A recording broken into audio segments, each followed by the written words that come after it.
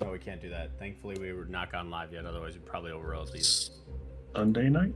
All right, cool. We're good. Sunday. Okay, if they're hunting down royalties too. if they're hunting down Twitch and YouTube streams for royalties, I think they're struggling. little Automation, dude. My friend. They don't need to hunt for anything. You just scan a VOD with a program. It still requires them to have put in the work of making it, right? I mean, if you can already search for audio in streams, that's copyright. Tell me how much more difficult it is to just slightly veer it off course. I think there's a difference between putting a full song and a little reference of a phrase. That was the phrase. Hang on. Yeah. You just said the whole phrase, my friend. Oh, Say it in a weird way where it can't be recognized. True. We need to underlay voices. We need voice mods. Saturday. derpy durs. What is this wait for? It's fine. Look at this owl. Kim's got fever. He's so cute. What? It's a humble bundle. I really just want to play some fucking D&D, guys. I don't want to play D&D. You're whispering. You're not playing D&D. You're Yeah, we're cooked. talking about shit. Can we start? I don't know who this owl is, but I want him in my party.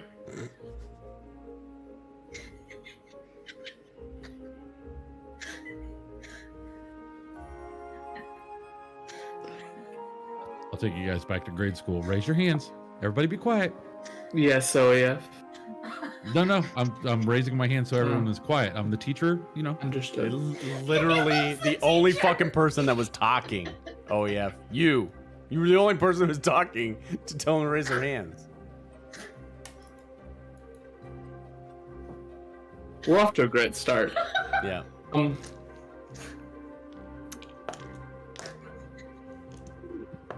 Jesus. Last session, the party had, after recently making their way into the city of Hupperduke, had run into Yotev's daughter, Tanya. Some quick conversation was had before moving upstairs for more in-depth back and forth. Some pieces of information were revealed, including the fact that Tanya had sent a letter for Yotev, or to Yotev, that never seemed to arrive for some reason. She was under the assumption that the reason that you had all found your way into Hupperduke was to assist with the fact that Yotev's son seems to have gotten himself involved in something that she thinks is a bit dangerous, and was hoping that Yotev could come back and assist with. Vincent, who had signed himself up for the war effort, has recently returned to the city of Hupperduke, and is currently in the process of testing some sort of new device that's supposed to dramatically shift the way that the war is fought on the front lines.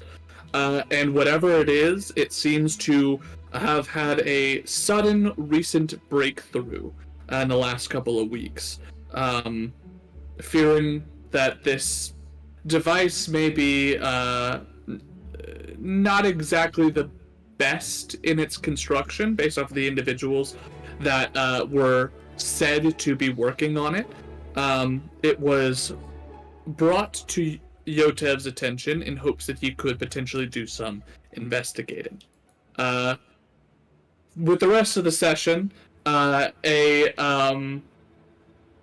innocent, quote-unquote innocent, business was broken into. A quick conversation was had before a very long and drawn-out drinking contest, and it ended with Tanya, being a bit upset seeing her father deep in his drinks, and her letting you know that you have, you're expected, as your ex-wife seems to have been able to read through your daughter and had realized that something was up. You've all found your way to the center of town, to the prayer foundry, in which your wife, Lisbeth, has been patiently waiting for you. With that, the last thing that was mentioned was, as you approached, she had just blessed some individuals' blueprints for some sort of new motorized cart, and we ended with her telling you that we need to chat. I may have to ask for 5 minutes. I have someone at my front door for some reason, and I need to go check that out. Okay, about this owl? You cooked. From Humblewood.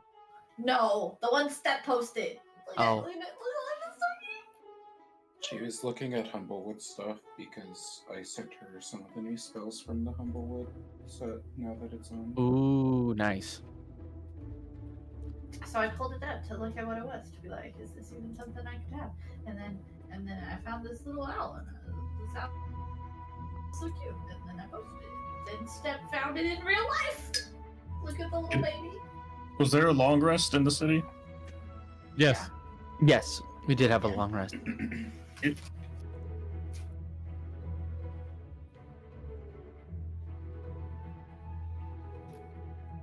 This owl is adorable.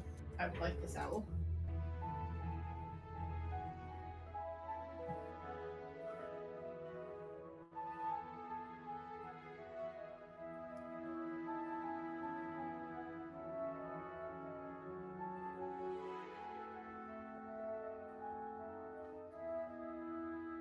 So it's not a good thing whenever your ex is like, we need to talk, right?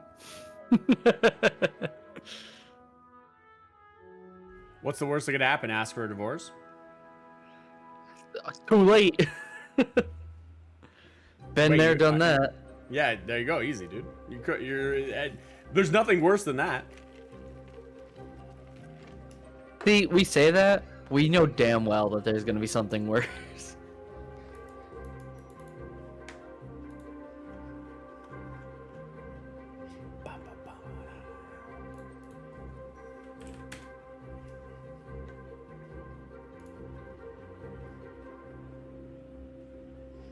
Dun, dun, dun.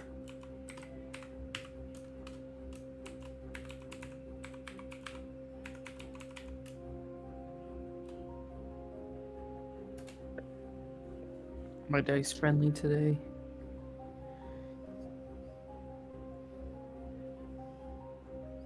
Ooh. Okay.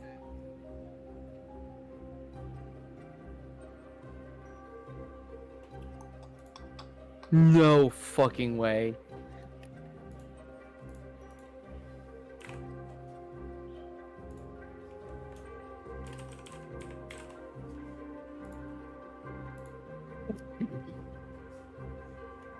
Okay. On two separate d20s, on the third roll, I rolled a natural one, and I'm real nervous Get that out of the about way, dude. today. Yeah, this means you're getting it out. You don't have any moonlight near you, right? I Bathe also them in got moonlight. 2 18s, so I was like, okay. It's very like- middling. Yeah, I'm very in the middle ground right now. 11 to 15, dude. Easy. We got this. Never mind. Double ones. What the fuck? I just rolled another one. Oh boy. Get it out, dude. Beat it out of that. What is happening with this? Oh, there's the fucking Mine nat had a 20 6, but I for the was waste. muted, so.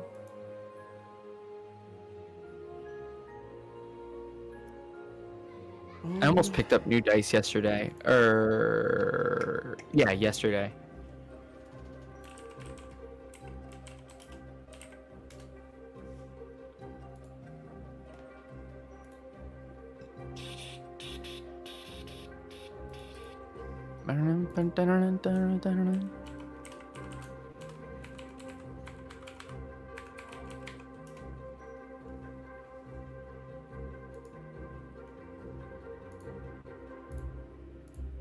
Send me a code. 3. Sorry about that. You good? So we start in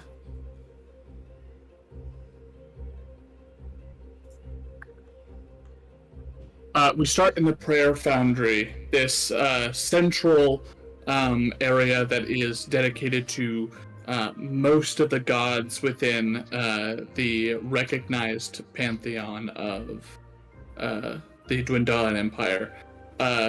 Elizabeth has sort of looked towards you and says, we need to talk. And she looks over her shoulder at the individuals around the room. There's a couple of people here from the same sort of clergy that she's in, but for the most part, it seems relatively not super busy this morning, as it is pretty early. She sort of looks around and goes, perhaps it'd be better if it wasn't so public. There's a office that I can take you to. She sort of looks behind you at a collection of the party and looks back down and just sort of raises an eyebrow questioningly. Hello. These are my companions, Yotev's companions that he has collected along his travels. When you say private, do you mean like private, or like collectively private, or? She looks up at them, sort of glances an eye over them all, looks back down at you and says, "You've collected them." I Is was that the going to word you mention used? that too. Yeah, he's not collected me. More so, we have decided that we have common headway Interests. interests. That doesn't mean you No, that's not quite right. But we decided that we are going to travel together for a little while. because we're friends, not because you collected us. Yes. Mm-hmm.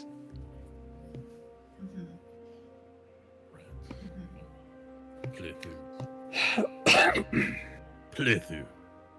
She sort of gestures to your collection of friends at this point and says, if you'd like for them to come along, then sure. They should be able to help with whatever it is that is currently going on. Tanya told me a little bit about the situation at hand, but Yota, I figure you might have more insight, especially since you were the one who wanted to speak to Yotev. Right this way. She about faces and starts heading off towards a side section of the temple. There are these large columns that have doors in the interior sort of section of them. She goes over, she opens up the door and leaves it open long enough for you to sort of grab it and continues to go upstairs. As she reaches the top floor, there's a large sort of meeting area that seems to be relatively small and is pretty barren for the most part. There's a large table in the middle, a couple of chairs around it. There's like a long end or side table that is pressed up against one wall that has sort of miniature idols for all of the approved deities of the Dwendalian Empire. As she heads over, she goes to a sort of like a cart situation and begins to pour herself a drink. What would your typical breakfast drink what would that have been, Yotev? It probably would have been a cup of coffee, 2 sugars, no cream. She turns around and places a thing of tea down for herself, a cup of coffee with the 2 sugars in it in front of, on basically the opposite end of the table, and turns towards everyone else and says, "Would any of you like anything?" No, I'm good, thank you. She gives Kenji a long look of just concern. Not concern, just confusion. And she just sort of keeps, after noting you, Kenji, more closely, she sort of looks over towards you, Yotev, and you get the sense that she sort of assumes that this is something that you had made. No, this one, he wasn't originally. Yotev did not make him, if that is what you're thinking. No, he found us.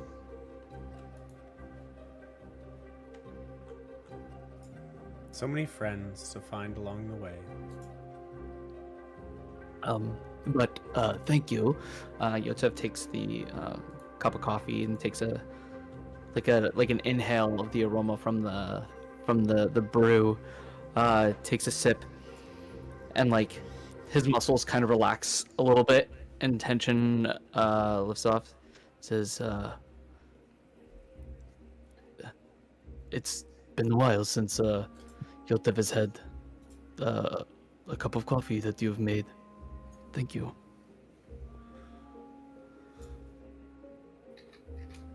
Anyone else? The first one was to make sure that I did it right, Caleb. I also needed that. Oh yeah. What? Okay.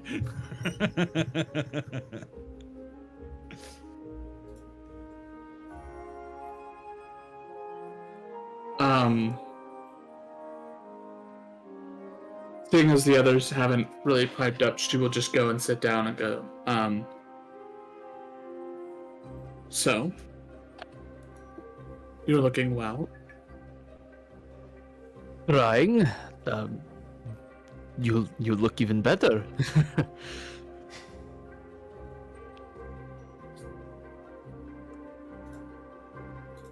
I've heard from Tanya that you've been keeping busy. How much has she told you? More than I cared to know. That sounds about right. Yes, there has been some problems with the loans and the debt and everything. But it is working out. Things are happening. Yotev is making progress, for sure. Make an insight check, please. Me make an insight check? Oh lord. Yeah.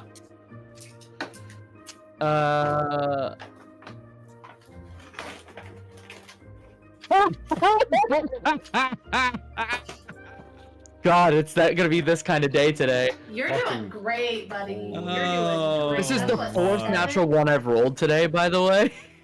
Because I rolled 3 off while we were waiting for you to come back. Nope. That is profoundly funny. You can hear with a natural one. You can see that there is a shift on her face, a shift in her demeanor. And you, for the life of you, cannot put your finger on what it is, but something shifts here, and not knowing only makes it worse. Now we know, Yo, and Ted. now we know why they're not married still. Knows This is- zero about women. That's what we have learned. I'm the ladies' man and knows nothing. I thought Nothing. Snooki would take the approach of Brendan Lee Mulligan and be like, Oh, he no. thinks that they're getting back together. Be like, No, the tensions are too high right now for that. That's a good way to go. She whatever emotional shift happens there, she quickly sort of does her best to push that down, and she says, your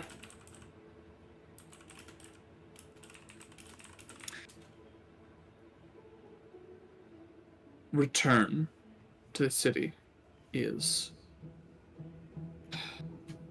perhaps a blessing in disguise. My husband. Tanya Oh, didn't intend on outing you, so would ask you to not hold that against her. She was a bit off at dinner, and I talked to her afterwards. Was able to figure out that not only were you back, but you seem to think that your whatever it is that Vincent has been up to might be tied to something you have made. yes. So, Yotev does not know if you recall, but Yotev has been working on something to try to alleviate any problems that we were going to have financially. And Yotev was having big breakthrough. He's gonna pull out the initial plan and put it on the table. Say, this is what Yotev has been working on. It'd be something to help change the military fighting grounds throughout all of Exandria, and something that is designed to help keep our soldiers safer. And that you didn't necessarily need to be exposed on the front line to be of use.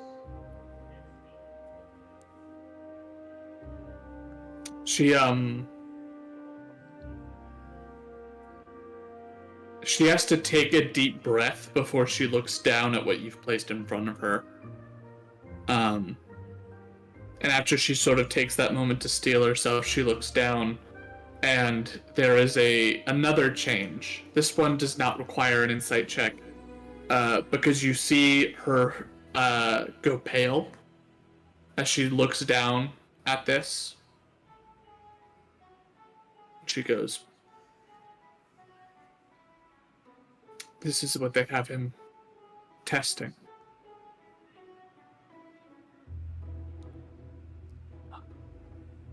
This isn't good, because this version of the plan is not the version of the plan that they have. They have an old prototype version that had a lot of problems with it still.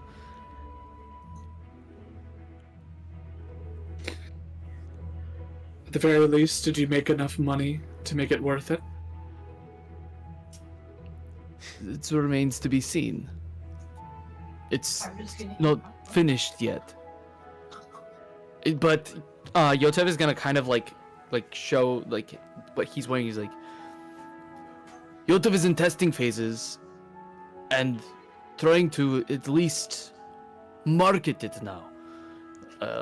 As it gets better and better, more eyes will be interested on this, and then You Goblin. misunderstand my question. Was the amount of money you made selling those blueprints worth it? Now that Vincent Yotev didn't is sell blueprints to anyone. He didn't make any money off of it. hey, There's no Yotev, I money don't- to. Maybe you want to Oh, tell her even that they were better. stolen. Yotev, maybe you want to tell her that they were stolen from you, and that's why we're here.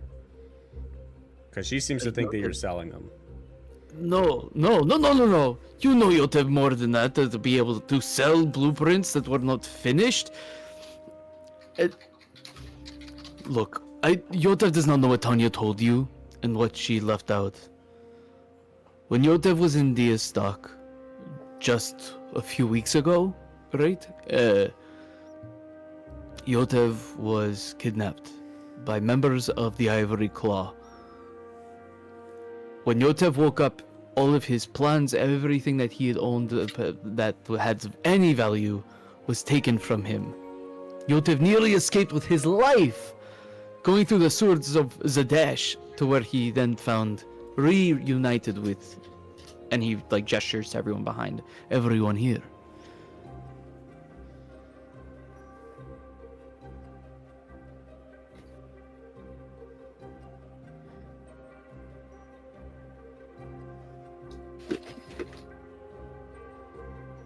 So, what I'm understanding is that you had blueprints. Those blueprints were bad. They were stolen, and now those blueprints are being created, and your son is testing them, and it's probably going to be very hard. Bad is the wrong word, but they were not complete. But if into long You case, said that they were bad. long story short, they're not going to be good. How not good? Remains to be seen. And we won't let it be seen. We just need to help Vincent out, and we need to get him out of there as soon as possible. And we need to get the plans that they have, and their progress on this stopped as soon as possible. Which is where I come in, hunting down the Ivory Claw. I have a question for your wife, Yotev. Do we know how many people are testing these? Or is it just Vincent?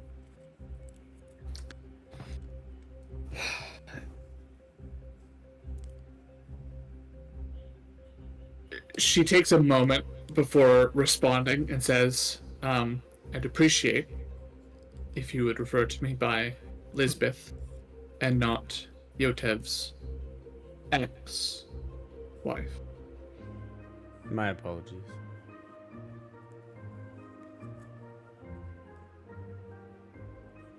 I have no idea.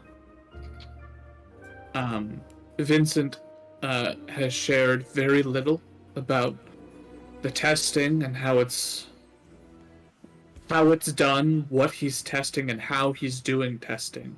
The only thing he's shared with us is the fact that it is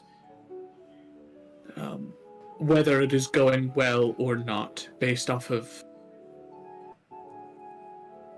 whatever experiment was conducted that day.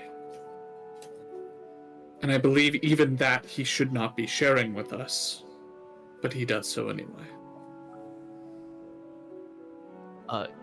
Yotev has a follow-up question. Has there been anything strange happening around Hupperdook recently? Just aside from this, Yotev brings this up because my friend Aiden over here has a device that allows him to detect if rifts are opening up. And there appears to be one opening within the vicinity of the city during the working hours.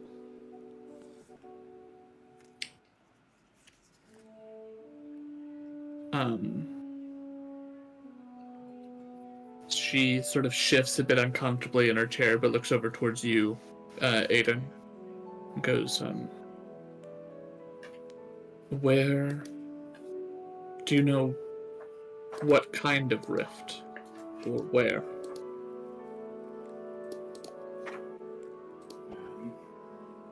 I'm not sure exactly where, but I think it's in the southwestern part of the city. And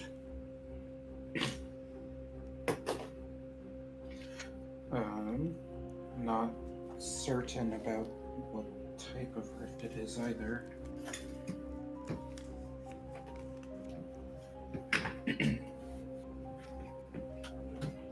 But I know it's only open, or at least from what we've seen so far, the rift is only open during the day while everyone's working. She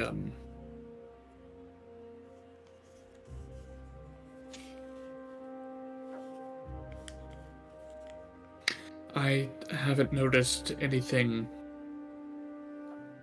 odd as far as extraplanar things. The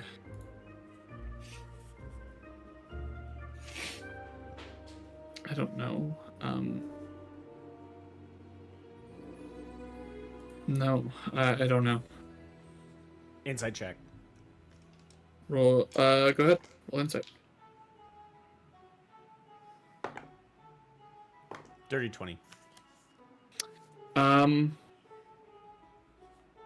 She seems confused. She seems like she's running through a lot of different possibilities, and she lacks confidence in her answer. Which is why she was uncomfortable. Probably. Potentially. Okay.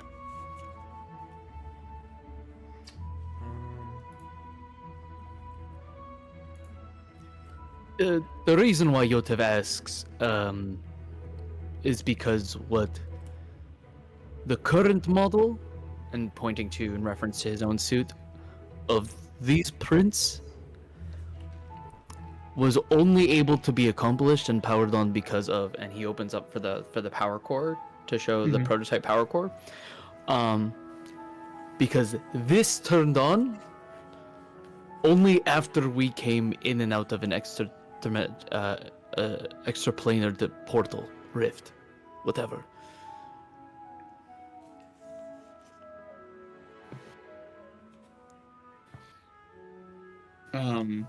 She kind of knits her fingers together in a way that you remember her doing a lot when she got sort of anxious or worried. And she says,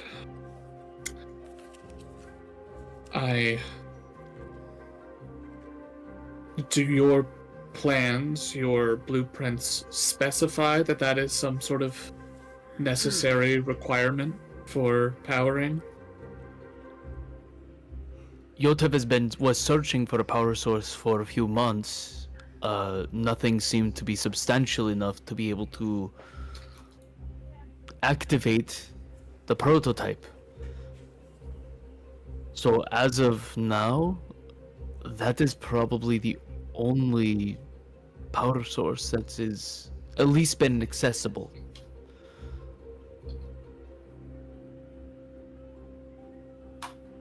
There's a lot of conclusions to be jumping to, and just causation does not mean or correlation does not equal causation here, but Yotev feels like it's a safe bet that whoever Vincent is working for right now, they're opening rifts in the city, which could be incredibly dangerous for the entirety of Habarduke.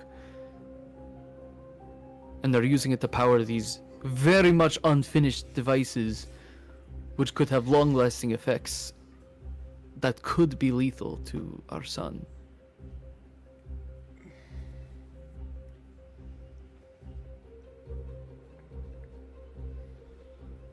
Yotev needs your help. So if he dies, that sucks. But it'd be your fault because you made bad prototypes that got stolen. Yotev's just gonna glare at Cassandra. I'm just trying to make sure I understand. Like, that's what's happening.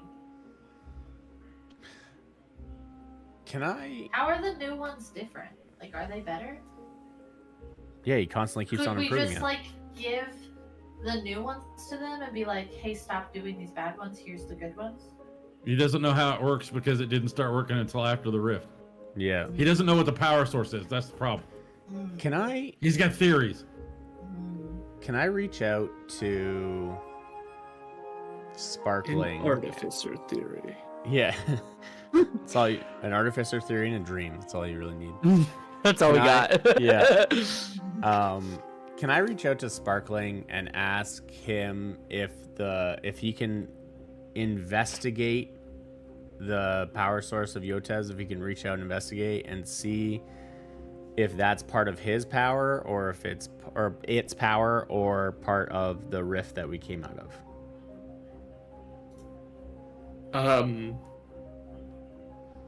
You get a response that basically says, what, how do you mean? Just the suit that Yotev wears Mm-hmm. has some sort of energy about it that powers it. I mean, you're Right. you're a being made of essentially energy right now. Is it the same, or is it different than what you currently are capable of? No, I did that, yeah. Well, first of all, thank you. I have no second, really. Okay. Interesting. First of all, thank you. Yeah. I have no follow-up questions, Your Honor. Yeah. I Sorry. What's a really like complicated but like common game in this world, by the way? complicated but common. Yeah, just like everybody would play it, but it's like it's not just like checkers. You know what I mean? Like I mean, Dragon chess chess? Someone of exists. chess? Dragon Chess? chess exists. Dragon chess. Yeah. I Are think there any TCGs that exist within Exandria? no. Technically, there is a TTRPG. Yeah. That is technically canon. Jesus. I'm trying to look at my thing. We have Grog to thank for that.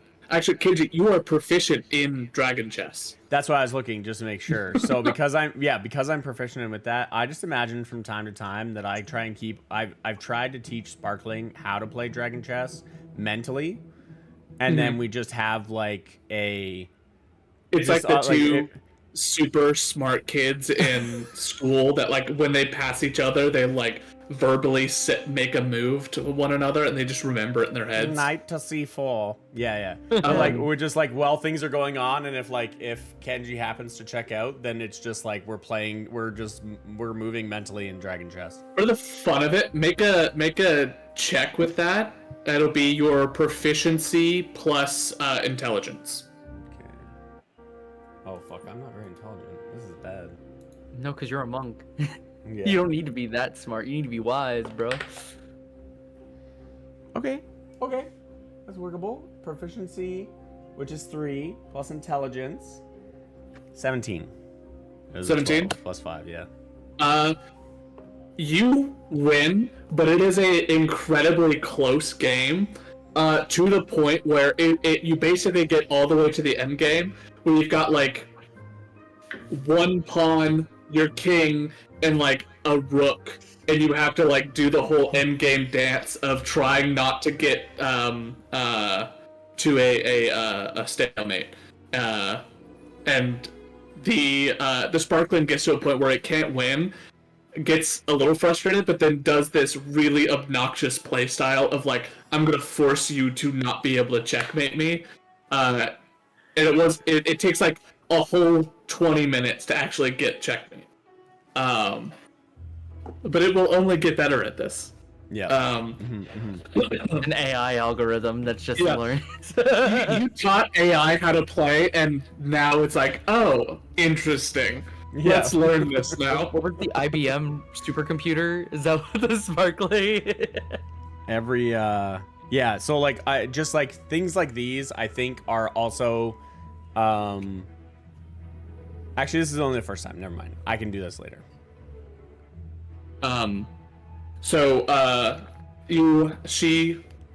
Elizabeth sort of turns back over towards you, Yotev. You said you needed my help? With what? How? However you can. You're the only one that Yotev thinks that is even capable of helping more than most people, at least. You know our son. You know Vincent.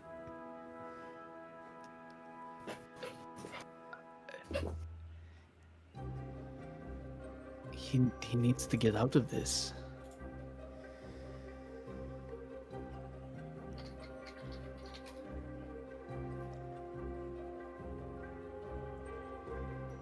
Yotev will take care of the rest.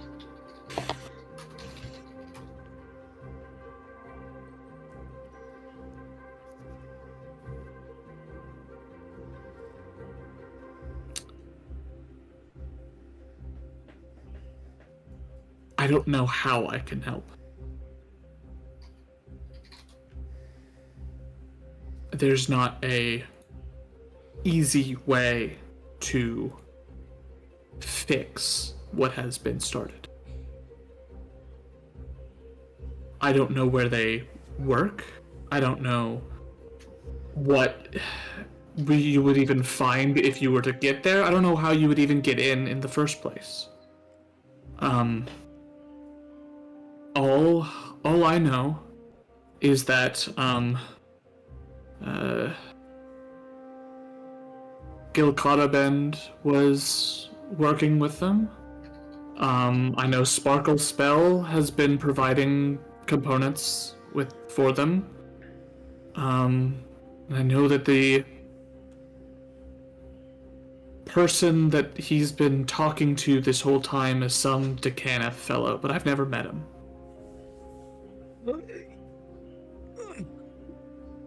These are not great people to be working with.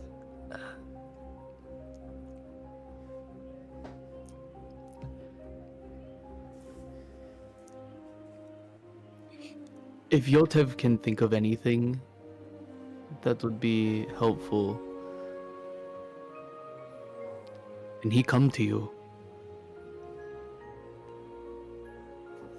If there is something that I can do to help my son, I will do it.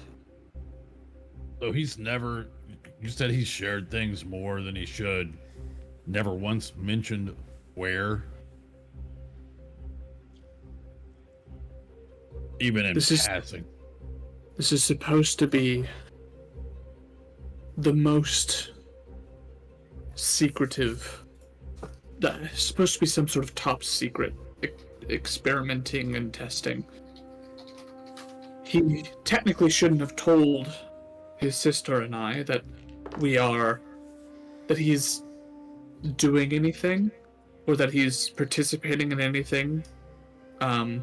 But not only has he told us that, he's also told us how those testings have gone in the last couple of days and weeks, as well as, at the very least, he's told us individuals tied up with it. The things that he's accidentally let slip is that Sparkle Spell and Gil Carabend are involved, and the fact that he's even mentioned his contact of Decaneth is probably not something he should have done either. As for the where, no. He insists that the location needs to be kept especially secret for some reason. Not just what is being done, but where it is being done is apparently some sort of big secret to be kept. Has he moved since he started coming back from the front lines? Or does he live at the same place? Somewhere that we could tail him? While he's here, the military has given him a stipend and a place to stay. They are paying for his room and board, effectively, while he's working on this project. Do we know where that is? It would be...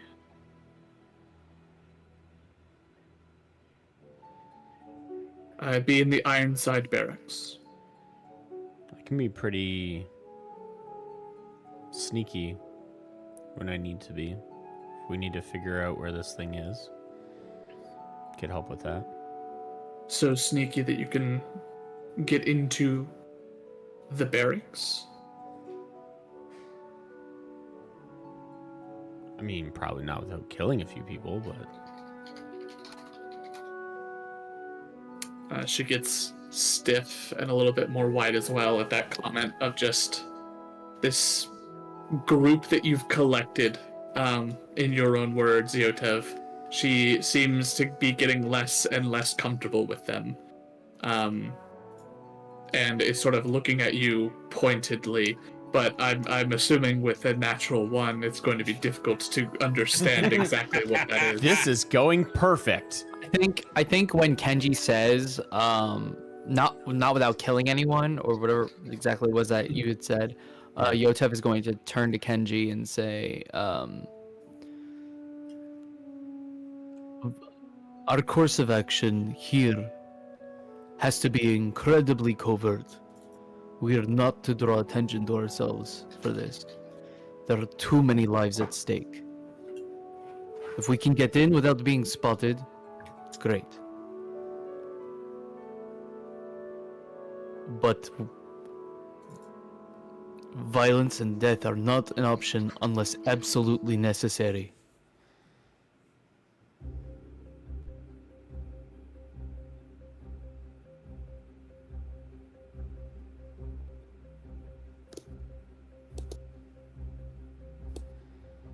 They effectively have a hostage here, and several others. We don't need to risk that. Yotev is going to turn to Lisbeth and plead, please, pray to Moradin.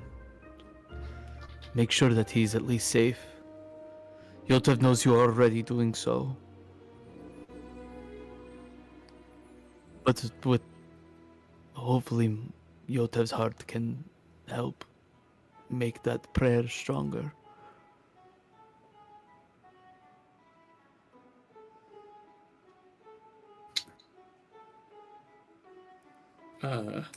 She stands up, looks over towards the group in general, eyeing the this random elven woman who has been very blunt and brazen and laissez-faire about talking about the potential of her son's death. Looking at this doll who seems insistent on, or seems to be pretty convinced he's able to break in and maybe have to murder some folks to get this done, and how unsettling that is for her.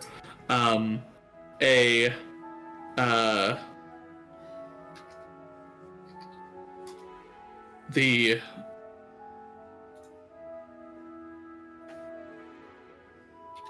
odd collection of the fire genasi and the quite literal reanimated corpse.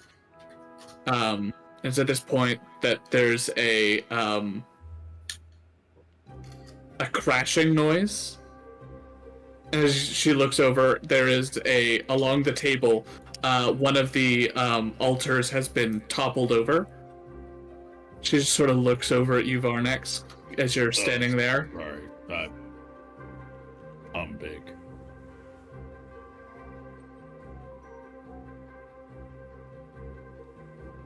She looks over towards you, Yotev.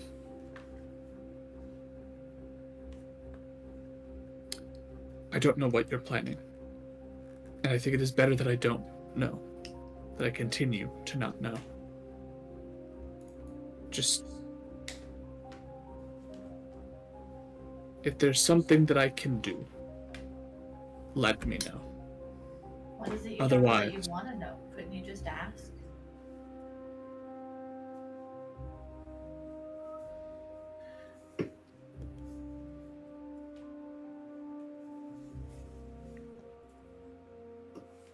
If you have need of me, ask. Yotev will come to you.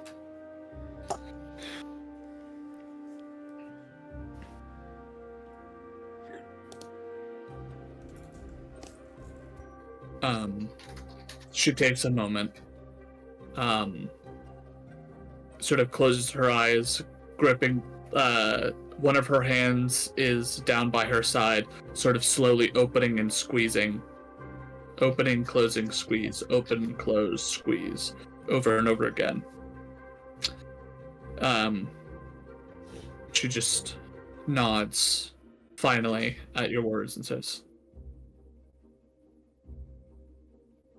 I need some time to think. Of course. We'll be at the Soot Swallow Inn. That's where we are staying. If you need us, Tanya has been very hospitable. She definitely got that from you more than she got from Yotev. See you soon.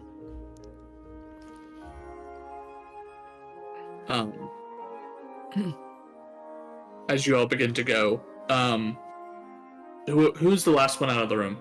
I'll be the last one out, and I'll say, I hope that wasn't too expensive again. My apologies. As you go to leave, then you look over, and you see that she has taken a deep breath. Make a perception check, actually, as you leave the room. Perception. Come on, roll big, roll big. I got an 18 plus 1, 19. 19.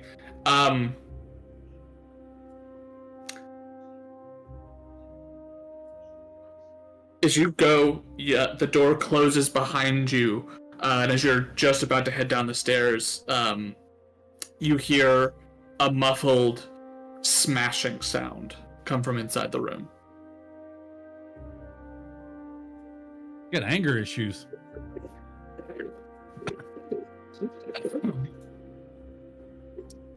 With that, you all make your way down to the first floor. You're back in this open area with a lot more questions than answers. Is there anything anyone is wanting to do first, or go to investigate, or go try to figure out? I'm gonna stretch. Oh, that felt good. Do a little prayer real quick. Fresh as a daisy. How are you guys all feeling? Sip some coffee. Yotev is gonna stay quiet, as he kind of just keeps, like rubbing his hand, specifically the finger that has the ring on it. Anyone who was like taking any observation of Yotev would see that he seems really stressed out, and he feels like he hasn't made any progress forward. Are we gonna go try to save him? Like, what is our plan? Do we go We stop have them? to. Do we go give them your new plans and tell them theirs suck? Like, what do we do? Well, they're Well- not getting Yotev's current plans, because they're also not finished, but they're much safer now. They don't deserve to have these plans. They shouldn't be making it. It's a trademark infringement, or at least not infringement, but I'm forgetting the word. Plagiarism.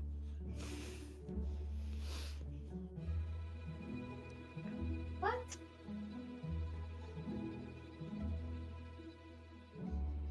Plagiarism's not right. Probably not. That's like when you're writing something and then you like take what somebody wrote. Well, That's plagiarism is you can be over a multitude of different things, because they do it even with like songs and stuff and like art. But they're not plagiarizing something. They took your little blueprints and are creating that. Well, I'm just going to throw this out there. If you're going to be trying to sneak onto a military installation, that is going to take weeks and weeks of planning. You have to know guard schedules. You have to know weak points. We can't just go bebopping up onto one guard to try to get in.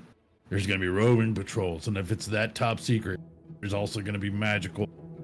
And with this town, there's going to be other things. that are gonna go boom. So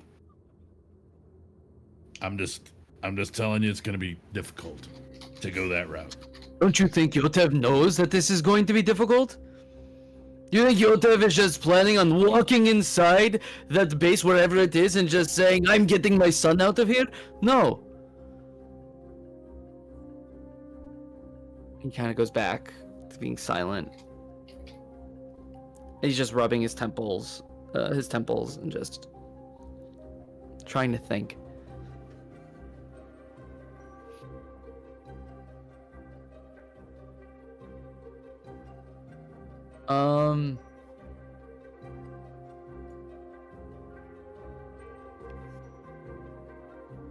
Failed merchant background. Let's see here. Retain your with wholesalers, suppliers, and other merchant entrepreneurs. You can. I'd like to take a look at my use my failed merchant background and see if there's anyone within my supply chain that might from within Hupperduke that might be able to get that I would know who might have that kind of information.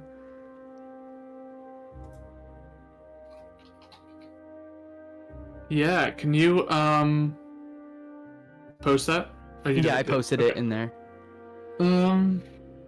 Supply chain. From your time as a merchant, you retain connections. Yeah. So you've got some folks that you definitely would have known from various parts or various like times in the as your time as a merchant. Probably your best one for that would be Stone Eye. Stone Eye. As he probably would have been someone who was willing and able to purchase some of your work. Let's see.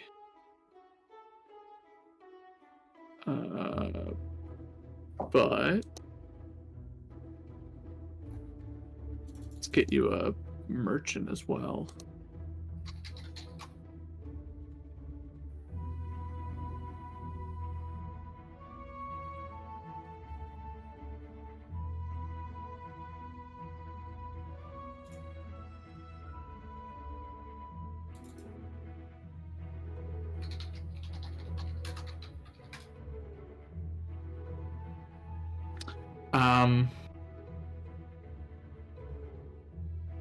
So you also would have had a couple of individuals you're familiar with, being there is a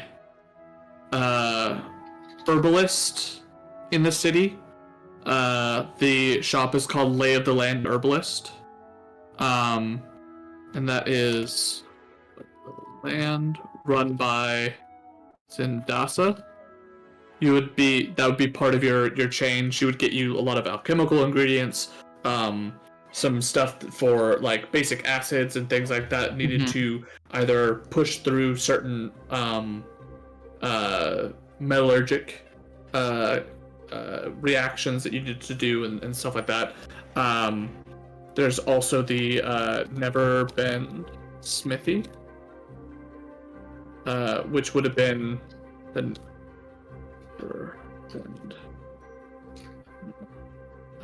which would be run by Neverbend gnomes, selling armor, and stuff like that. They would be people that you would get mostly like your equipment for actually constructing stuff. So it'd be like, this is where you go to get your, like, I need a new pair of tongs, I need a new pair of like hammers or stuff like that. It'd be more of your like your physical supply. There is the Silver Hall Mines that has a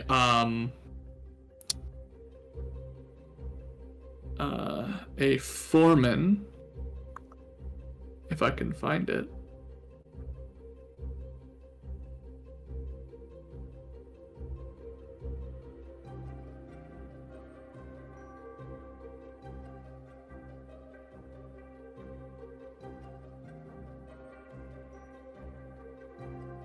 Uh,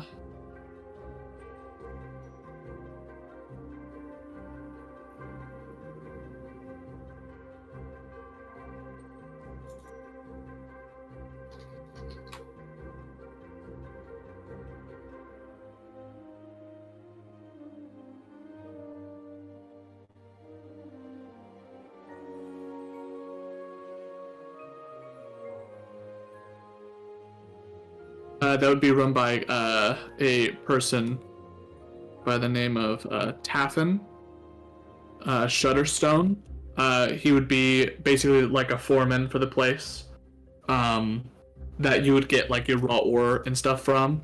And the last one I would give is for your more out there creations. There is the Firemark facility, which manufactures a bunch of like blasting powder and black powder within the town. It is actually the people that would make the majority of like the fireworks and stuff like that. That's from your more Gotcha. out there creations that you made. And you would know Sleece Firemark as the person there. And I posted all that in Discord for you. Thank you. Appreciate it. Okay. Taffin Shutterstone. So those are your people that you would have as like, that's part of your supply chain for the things you would get and what you would need for them. Yeah, that was within Hupperduke, yeah. Yotev is gonna, as you've gone through and described these, Yotev is kind of just like brainstorming and thinking of and saying these names out loud and who they are, in relation, so that the party knows. And then he's also going to mention his relationship with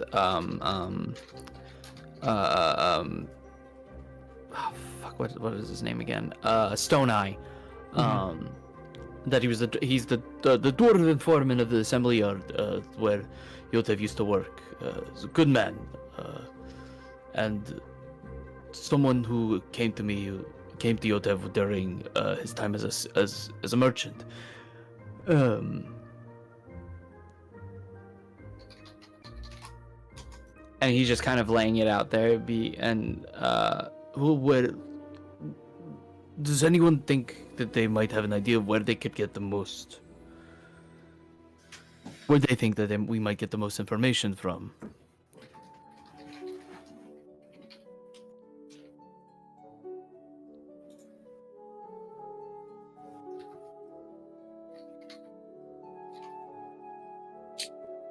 No.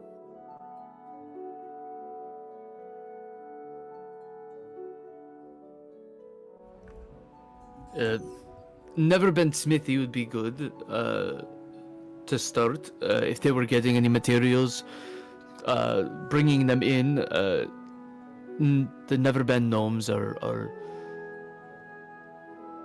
they might have supplied, so they might know some routes and delivery schedules. Even possibly if they've been in themselves, they could know what's going on. If they need the materials, the Silverhall mines would also be pretty good as well. Like if they needed ores or anything. Like all of these places these people have great connections within the city.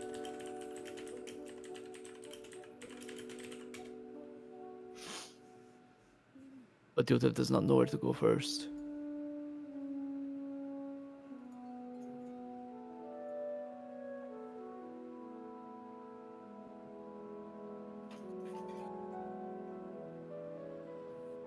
I was going to try to use my background as a soldier to help us get on the base, but I was just a lowly sergeant, and I don't know if they would recognize. I wasn't just lowly, but I don't know if they would recognize my service in the army in Catril or not. Or if they're friendly. Are they friendly? No, the Dragonborn are neutral, right? Mm-hmm. So no, they wouldn't technically be a friendly base, right? Yeah. Okay, no, then that won't work. Can't get us in. may still be something you could attempt to leverage, but it would not be. It wouldn't be. It certainly would not be able to get you anywhere close to a top secret. No. Thing. No. Because I was reading But it maybe and in it the book? says it was that they would recognize that, but I'm not good enough.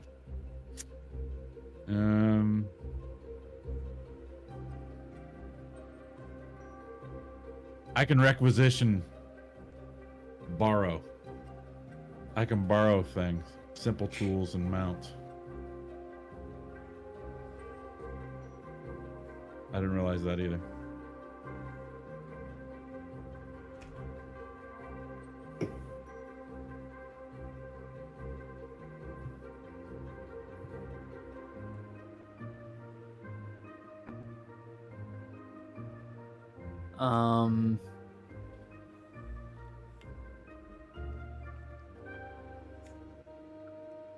Well, dang.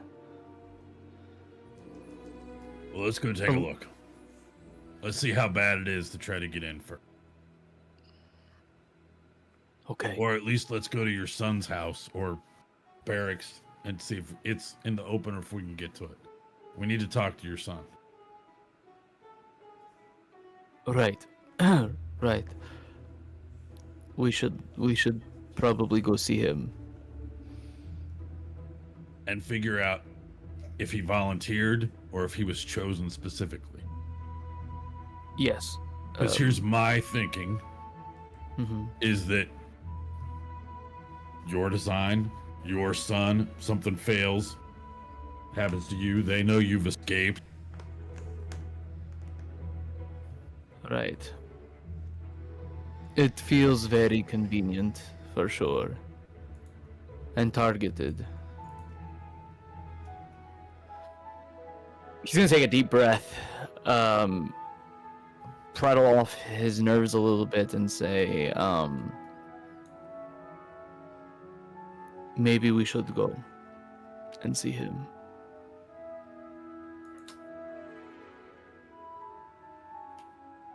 Anyone opposed?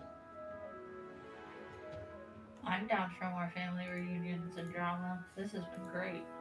Yes, you nosy little, and he's gonna like stifle off at the end.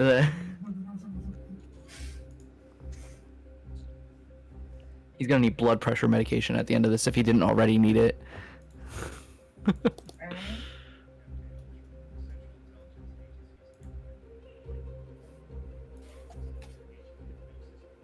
So yeah, I guess we make our way towards the barracks, or whatever, to where we were told that he would be staying. If we can figure out where it is. Yeah, so the barracks are this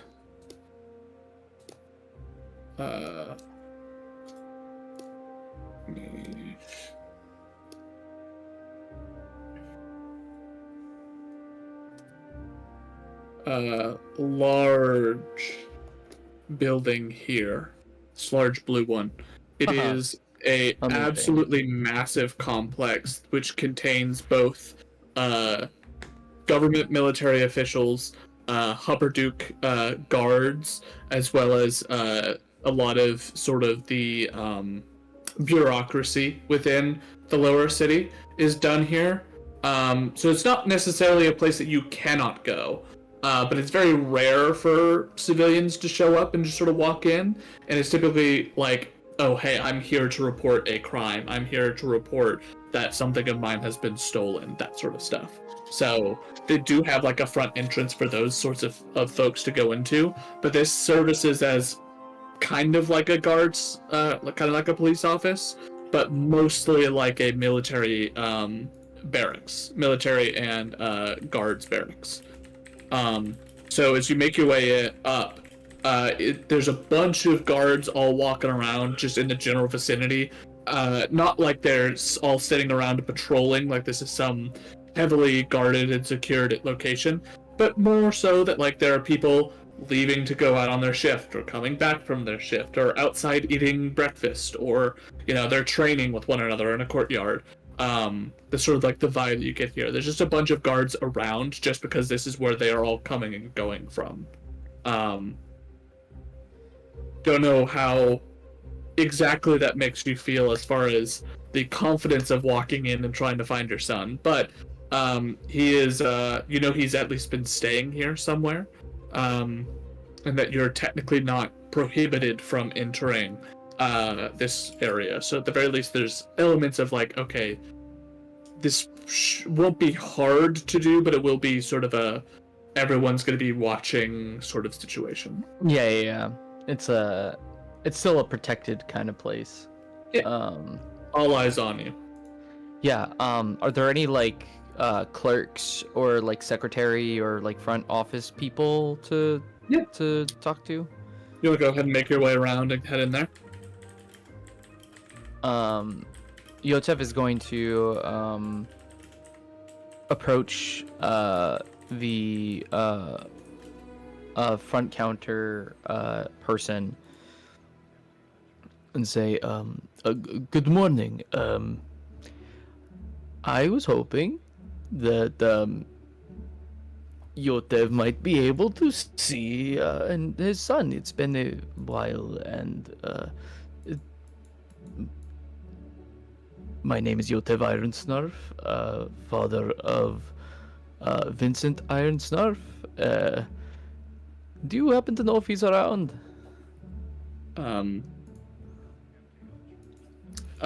You looking for an Ironsnarf? Yes.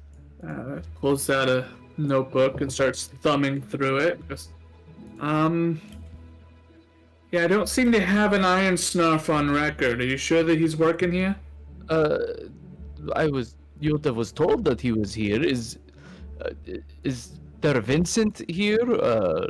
Maybe Yotev. Vincent. He's lying about his name. No, I'm not seeing. I mean, there's a Vincent, but she kind of looks up and down at you and goes, I don't suppose your son is a half giant, is he? No, he's not half giant. He's half goblin, half human. Are we Yeah, at the- no, Are we at the military installation? Yes. All right. yeah, I'm not seeing a Vincent Ironsnarf yet. But he has lied about his name. I'm gonna pull out my insignia. What rank is this individual? The person you're talking to is a clerk. Yeah. And Varnex, no role necessary. You walk it up.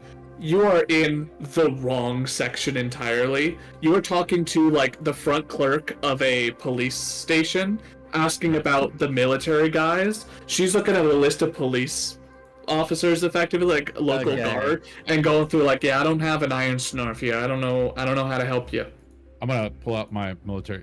Listen, we need the military branch, not the civil branch. Oh, yeah. All right. Sure. Let me hold on. That's actually kind of looks at your badge again real quick. Shrugs and puts her list away. Goes We have over. the And right goes, window. Like, is this? yeah, this is the same window. It's just that where most of the time when someone's walking in and asking for someone, they're talking about like our guard, because the military they're a rotating schedule. It's not a consistency thing here. I love that. Pulls out a large ledger, opens it up, and goes through. Vincent Ironsnarf.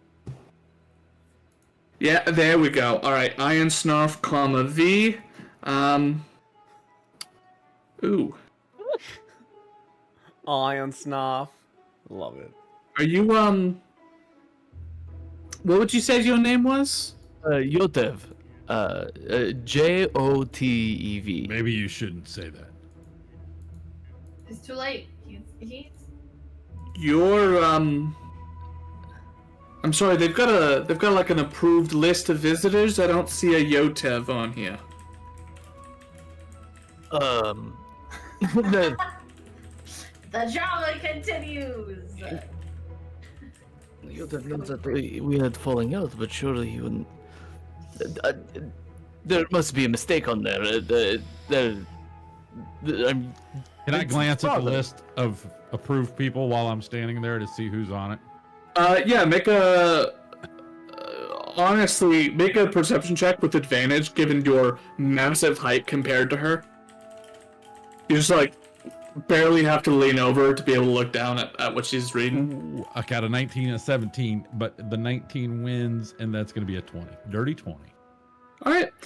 You look down, and it's a list of people you expect to see.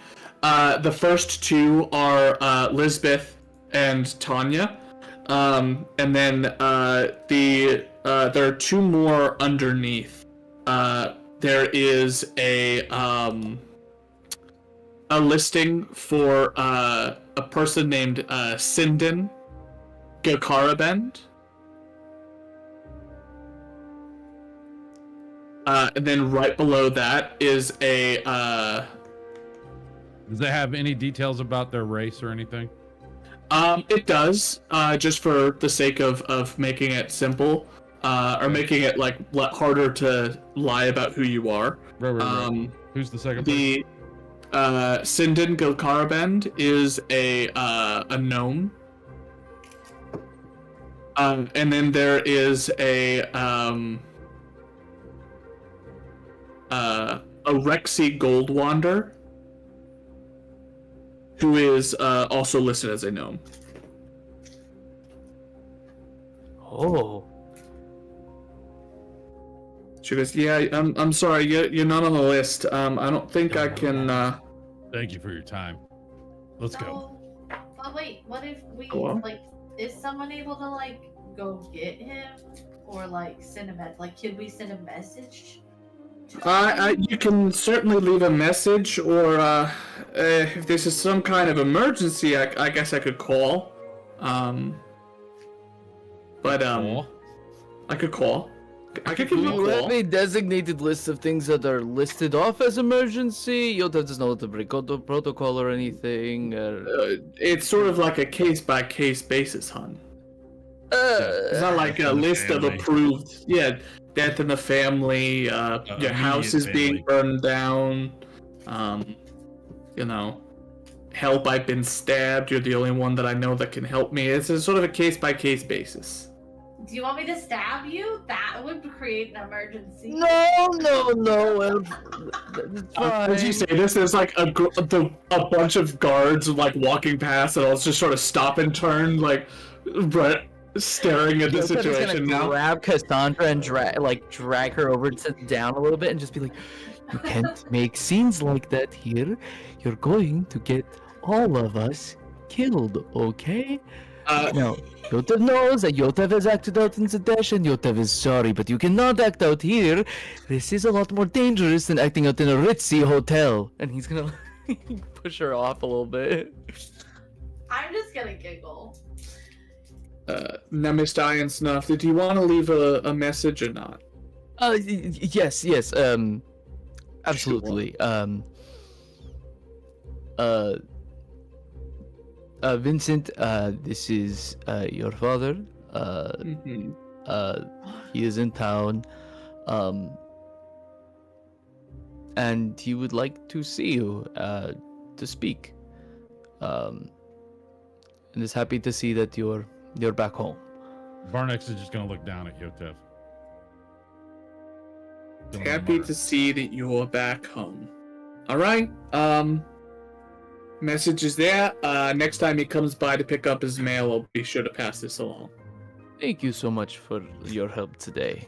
Barnex is just going to mutter, "So much for keeping a low profile. You came in the town in disguise." Things have gotten a little different, and some things need to More be... stealth. Should have been. Excuse me, miss. I have a question. Sure. Oh, no. Little creepy doll man, how can I help you? Oh no! I love her. Creepy It could be doll. so much worse. When's the last time that Vincent's been in to pick up his mail?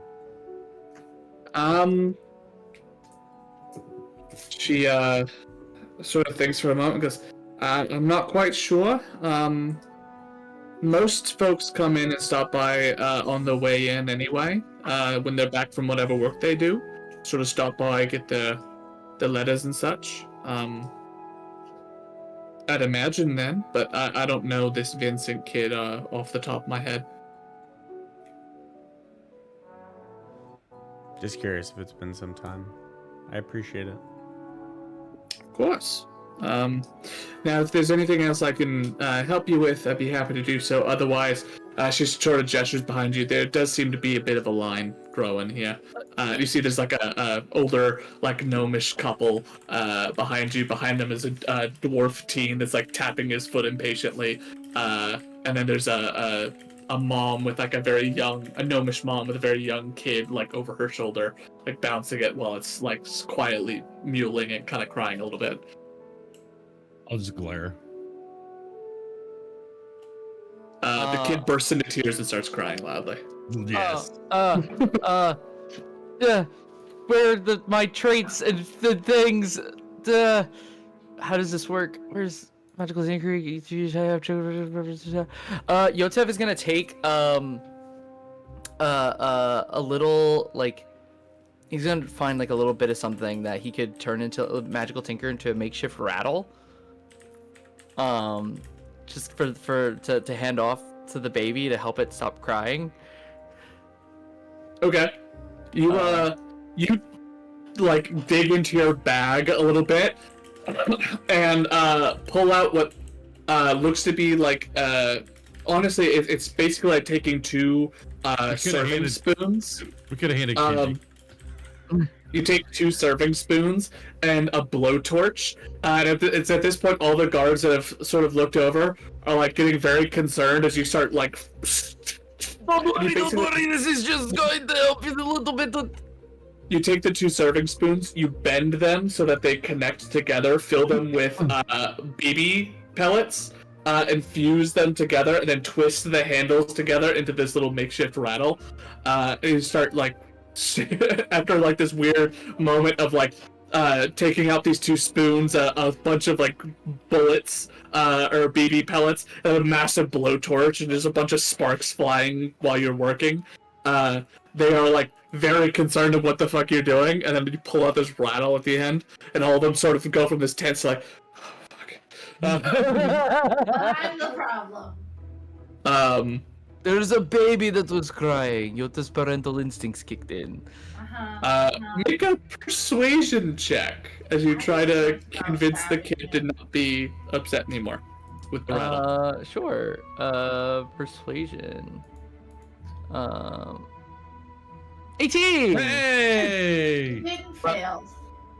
You go up and you start shaking the rattle a bit, and the kid is still wailing, but eventually like, the sound gets over the wails and starts to calm a little bit at the noise and sort of looks at it confused before sort of reaching out for it like kids do of like trying to grab stuff. Baby. Yes, very good. Yes, take it. It is yours, a gift. Starts waving it around and whacks his mother in the face as kids are wont to do. Hopefully that keeps the little one calm for a little bit. Sorry for the wait. We'll activate Sentinel on the mother's hit. So you're gonna hit the baby? Only if I'm within 5 feet of it. No! We'll say I'm 8 feet away. Oh my god. You We do are it. on something tonight. We are.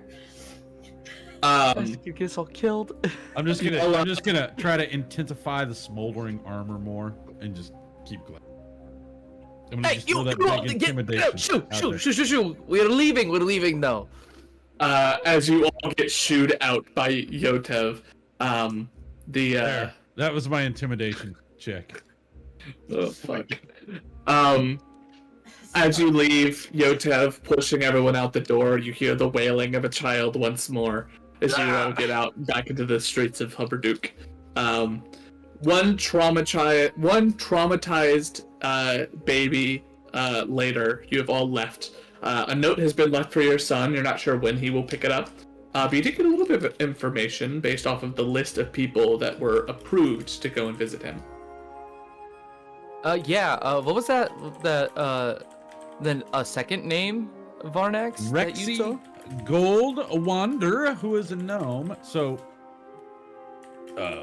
Had we done this a little differently, you might have been able to sneak in. However, we can now not go with you. She has seen us all. We'll either have to come back when there is a different clerk, and you conceal yourself as one of these gnomes to get in. Right. And we're your guards. Or we just need special access for whatever project. Okay. And you pull Right. a gnome off. Yotev looks up and down, and like the notion you would get from it is like, he's like, dude, I'm 3 feet tall. Like I'm literally as tall as a gnome. Yes. Mannerisms, speech.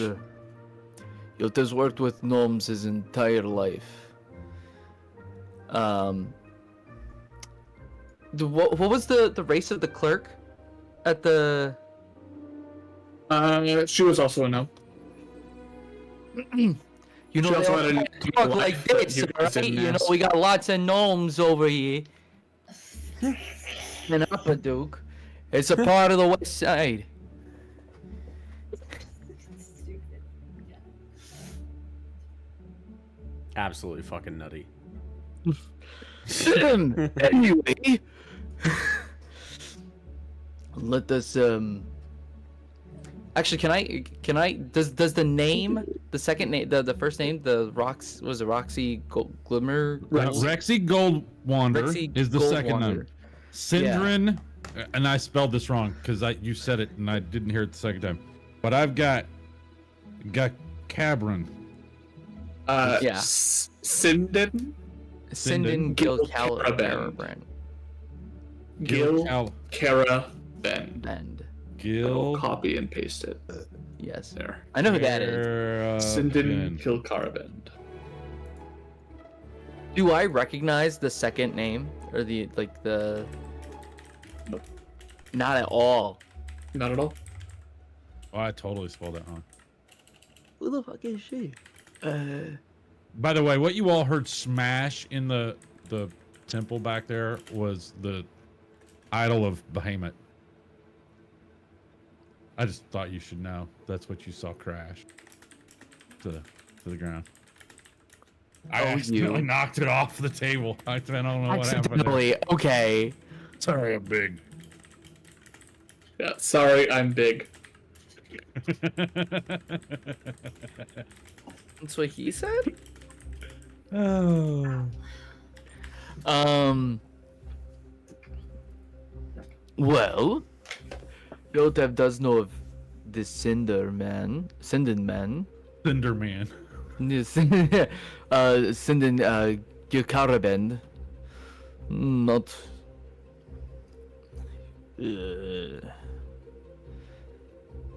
Yotev's not the biggest fan of this man.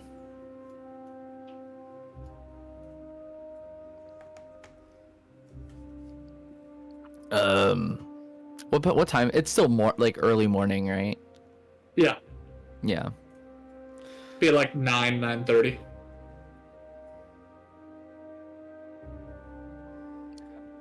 Let's go see a friendly face. Yotev thinks that we might be able to get somewhere with Grimnir Stone Eye. Might be good to see the old stomping ground again.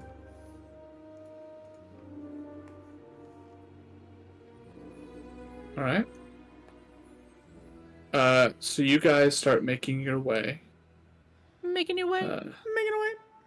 Walking fast. Every time. To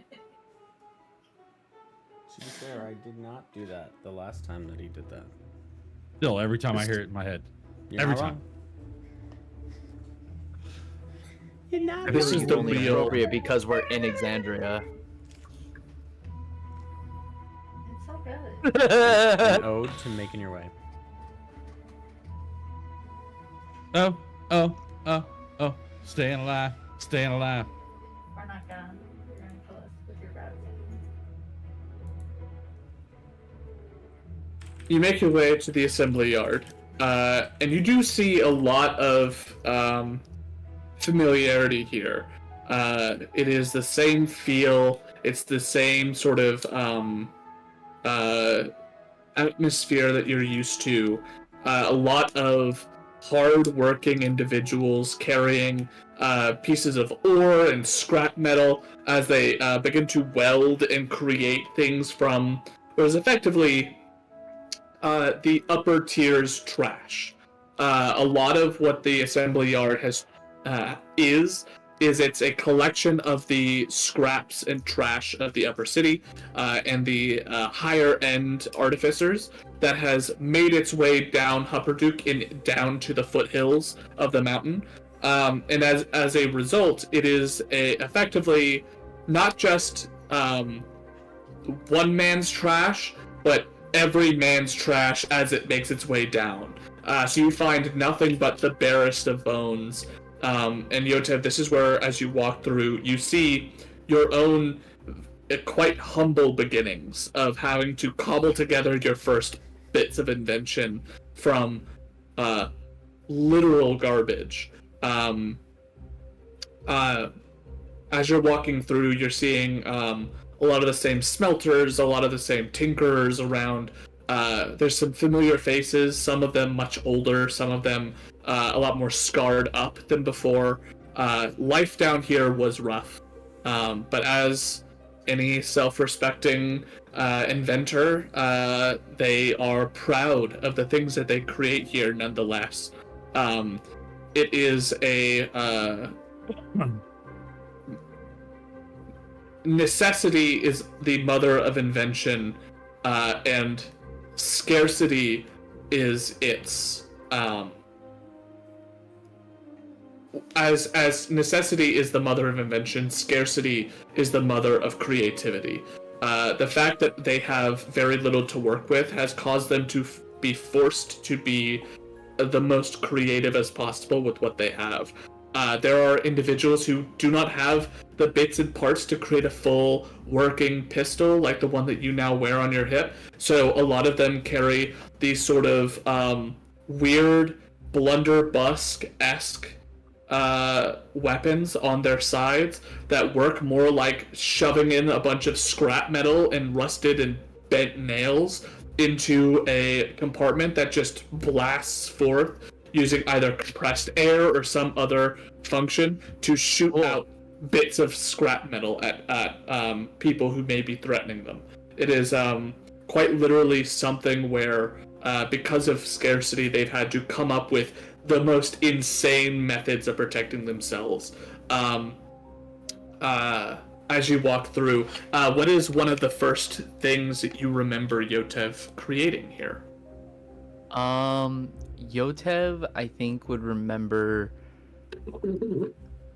like working on something that helps kind of collect bits and bobs, like little pieces. So some like pieces of machinery that kind of almost like not necessarily like a crane, but they're like a scooper that would like go into like a basket, and they were made out of like really weird bits and bobs and things. Just something that was like it started off as he was shoveling like and getting stuff into this bag, and he's like, there's got to be a better way of doing it, and so he's like, I'm gonna try to automate this process a little bit.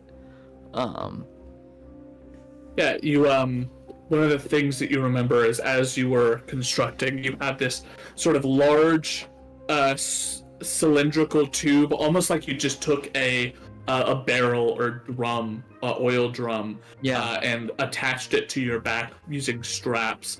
And you have these sort of mechanical braces to keep it from falling off, and it had a almost extended arm to it, sort of like the grabby claws that people use for trash. But it's this massive one where as you pull these levers, it causes them to clamp down on each, and so you're grabbing stuff and putting it in that way.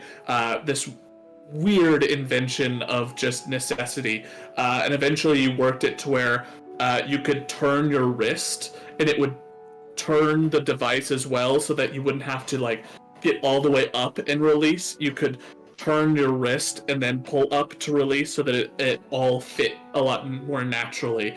This first ever invention of yours. And just as you walk past on your way to go see Stone Eye, you see the yard where you had finally put this together and got it to work.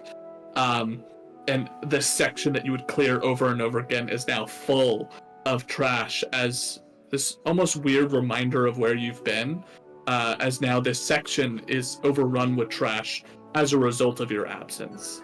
But with that, you make it to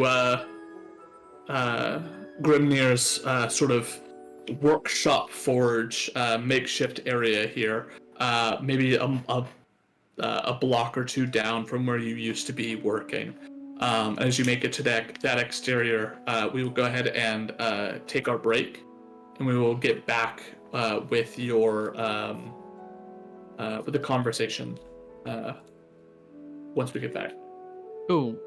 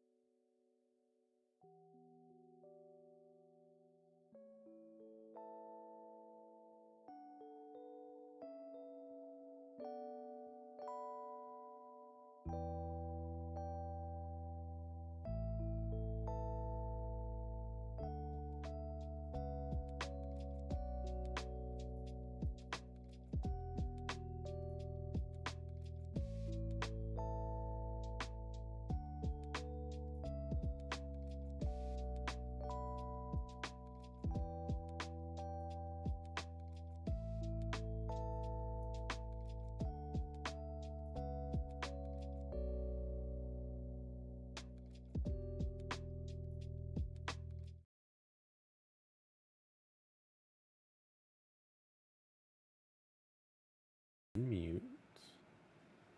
And make sure that Snooky's thing's playing, which it's not. Now it is. All yours, Mr. Snooky. Gracious DM that lets us live every day. With fava beans.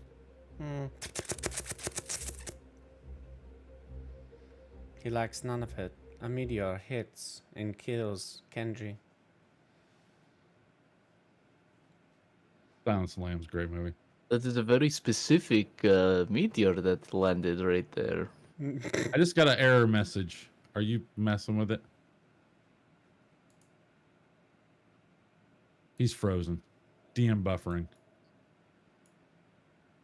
I thought he was just not doing anything. I No, was like, I was like, he's- I was breathing. like, we're I still saw him talking, breathing for a so sec. he's. I was like, usually I could get like all reaction out of him. I was like, man's fucking cold as stone.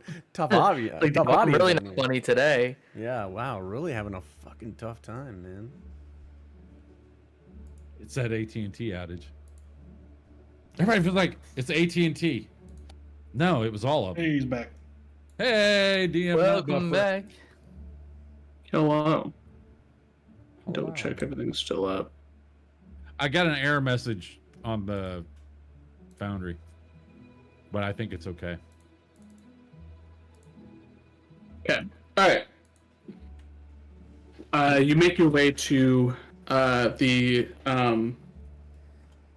to Stone Eye's workshop. It is a metal exterior. It almost looks like if you took a couple of different shipping containers and welded them together. Yeah. They are. There's no insulation. There's no there's basically nothing to it. It is a shed that has a metal exterior to it, welding these massive sheets of metal together to make a shell for it. And it's got like a wooden structure on the inside to basically make it make sure that they don't like bow, and to reinforce it so that if it snows or something on top, which happens a lot. In fact, as you walk in, there are these massive sort of generators on the ceiling of it that keeps the ceiling heated, so that the if snow does fall, it melts and goes into the sort of runners off and goes out the sides. And it is he has a sort of twist that's able to allow the heat to also extend down into the interior if it needs to be heated, or twist off if it doesn't. He is the entire place is a collection of absolute garbage. There's tables and benches and workspaces everywhere, piled up with crap, scrap metal, pieces that have been thrown together. You see what looks to be like helmets welded to long metal rods that are used as like scoops or buckets almost. Pieces of metal that were that were flat, that have been rounded into these perfect little spheres, now sit on tables in racks, sort of in a randomized order for some reason, going from the absolute smallest to second largest to medium to massive. There's a weird collection of crap everywhere. As you're walking through it, it generally looks like someone has just created a series of nonsensical objects. And as you walk in, the door opens, and there is a pulley system that yanks on a series of bells that go off throughout the interior to signify someone has walked in. And you hear over somewhere in the far end, behind mountains of trash, an older dwarven voice go, alright, just give me a minute, I'll be over.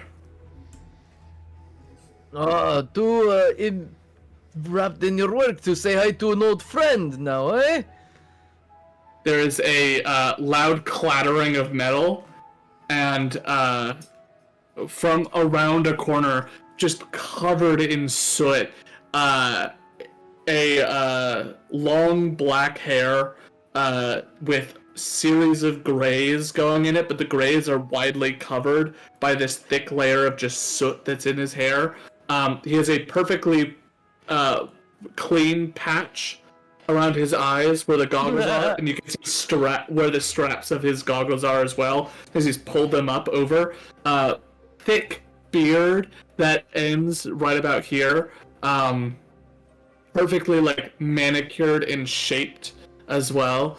As he sort of walks around the corner, he looks over at you and goes, I thought I recognized your voice, but you're too old and fat to be Yotev. Yotev could say the same thing about you, eh, Stone Eye? Walks over and has like a massive arm clasp thing of like, oh, you're looking good, eating well. What in the world are you doing back in Hupperduke? There's originally the plan was just to pass on through and see the family, and check in. But rumor around town says that there's a little bit more going on. Do you happen to know anything? I'm surprised that you'd come back and decide that you cared so much about this. Bad things have been happening, sure, but it's all the same stuff as before.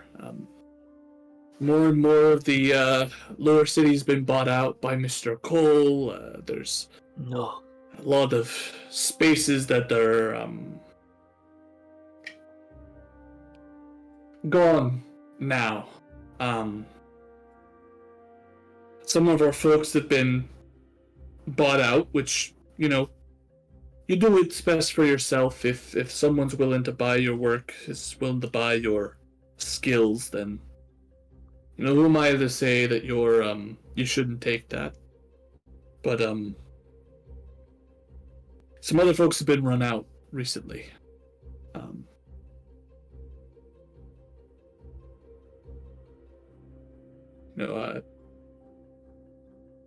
Karis down the way is out now. His stuff got a little popular with some of the local merchants, things to help them clean and organize their shops and stuff like that. You know how much of a neat freak he was. Oh, yeah. He was His, never let that trash pile get done over there. He made some material for cleaning things quickly and organizing, and apparently that got popular with some of the merchants, and when he refused to pay, when he refused to take payment for his invention, he was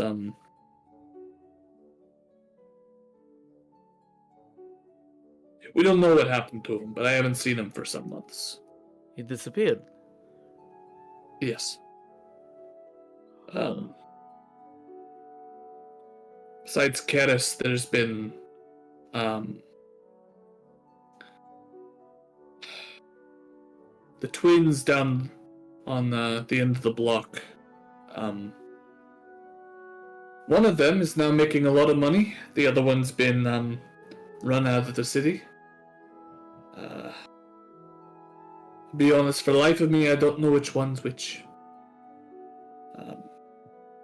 Fair. They were very, very much similar, but interesting to see that they decided to part ways. Depending on which one you ask, it wasn't a decision. A lot of stories like this have been coming through. People bought out, pushed out, forced out of the city.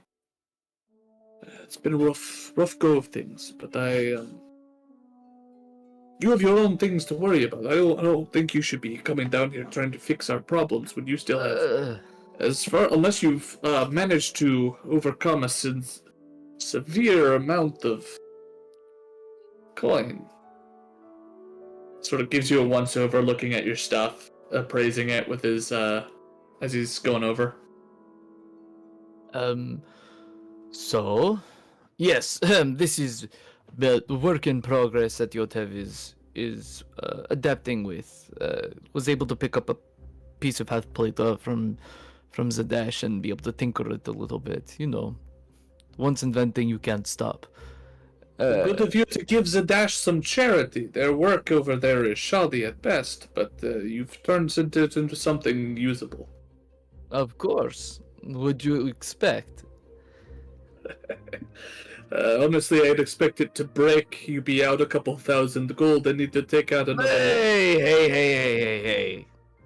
That's not like that anymore. Look, do you know what happened to Yotev?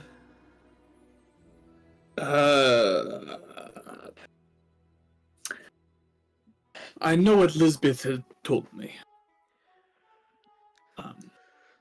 I came around a month after you took off, and I was just coming by to check in. I hadn't heard from you in a while, and I was informed the two of you were no longer, and that you were gone. Yes. So, long story short, Yotev came into some troubles back then, and similarly to the stories you're telling me about Karis and the twins, was run out of town, or was forced to leave.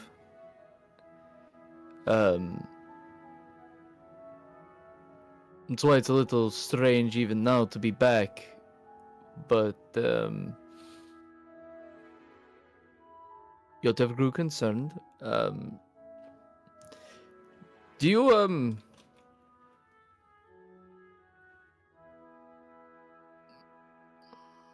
So the long story short, yes, Yotev has kind of been on the road since then. You know, trying to make the best out of a bad situation, but with scarcity comes creativity. You know, so that's where this project has been kind of leading, gesturing towards his armor that he's working on.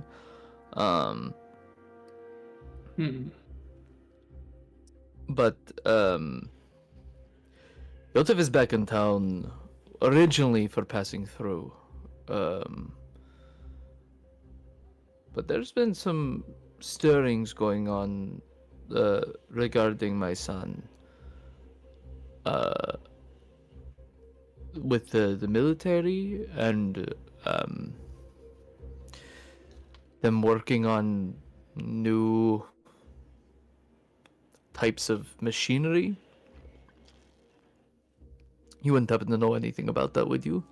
I can't say that I do. What kind of project is this?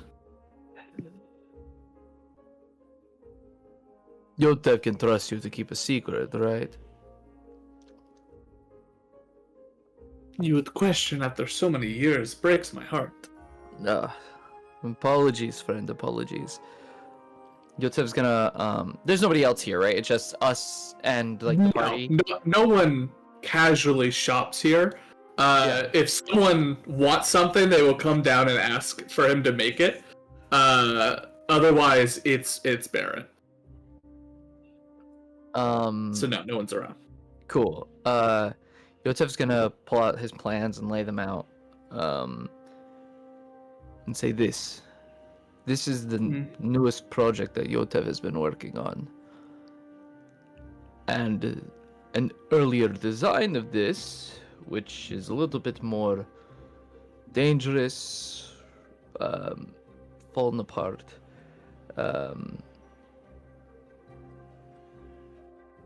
is what is rumored to be at the hands of the armed forces here, where they're running their tests. You see, he starts to look over it a bit. Let me go ahead and...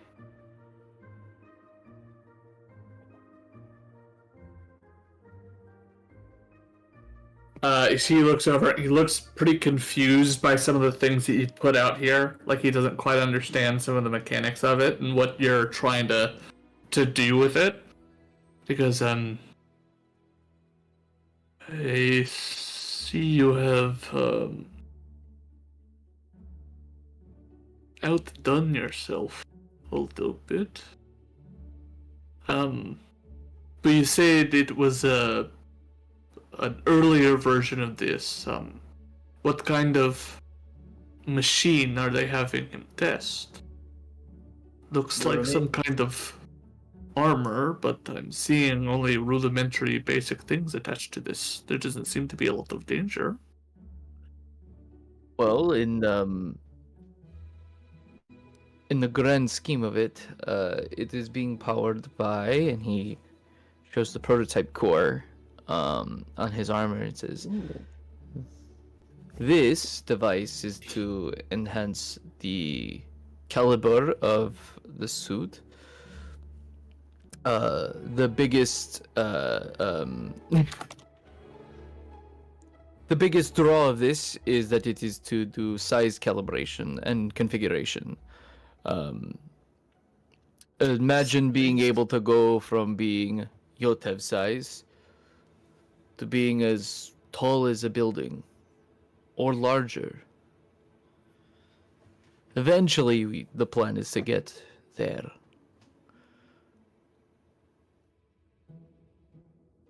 You have a wild imagination. There are wild things in this world, friend. As he kind of glances over at his party, slyly.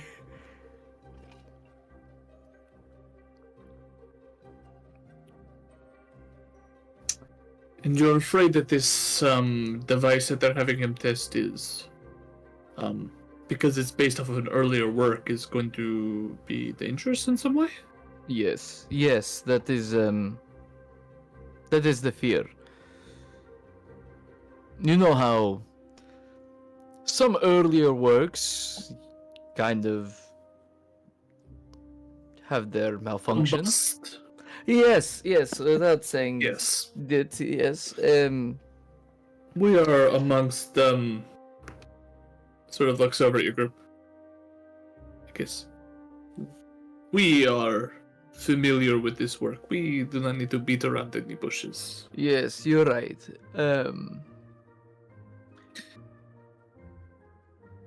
So yes, to put it short, Yotev is worried for that. Not only Vincent, but anyone else who's working on this project is going to get themselves seriously hurt, if not killed. Well, I suppose let's start there. What can I do to help? Well, you're just hearing about this now. You were saying that people have been being run out of town recently. They're being bought up by Mr. Cole, or is there more going on? Mostly their belongings are being bought up. Mr. Cole is buying their land, but their materials and their inventions are being bought up by someone else.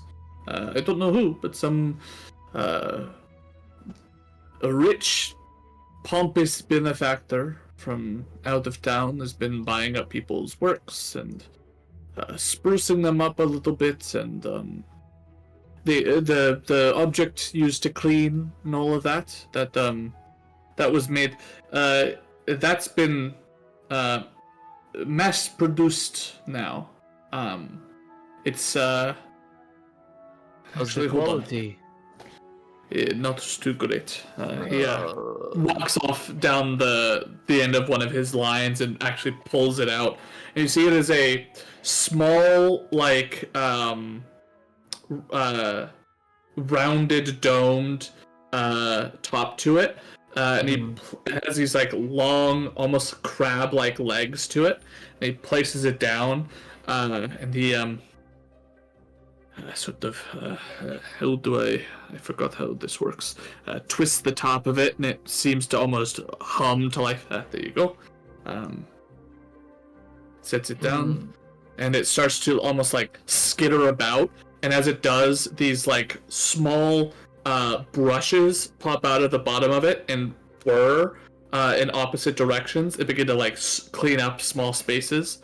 And you see it sort of skitters along the floor, hits a chair leg, turns, and starts skittering off into another direction, hits another thing, like a pile of dirt, and skitters off in another direction. I love this variation of a Roomba. That's hilarious. Yes. This is meant to clean up floors and counters and even sometimes. Oh no! It's gonna do it, and it like gets over to a wall. It starts to climb up the side of it. Gets like 3 feet up the wall, cleaning up the side of the wall, and then hits like a singular pane of metal that's off kilter. Loses its balance, falls, and lands on the side. Goes, fucking thing. Like I said, it's not very good. The moment that something is wrong with the surface, it just sort of cramps up. He goes over, picks it up, and turns it back off, and sort of tosses it over his shoulder. Did you say that the person who made this was? Do we hear his name? Was it Deson? Deson.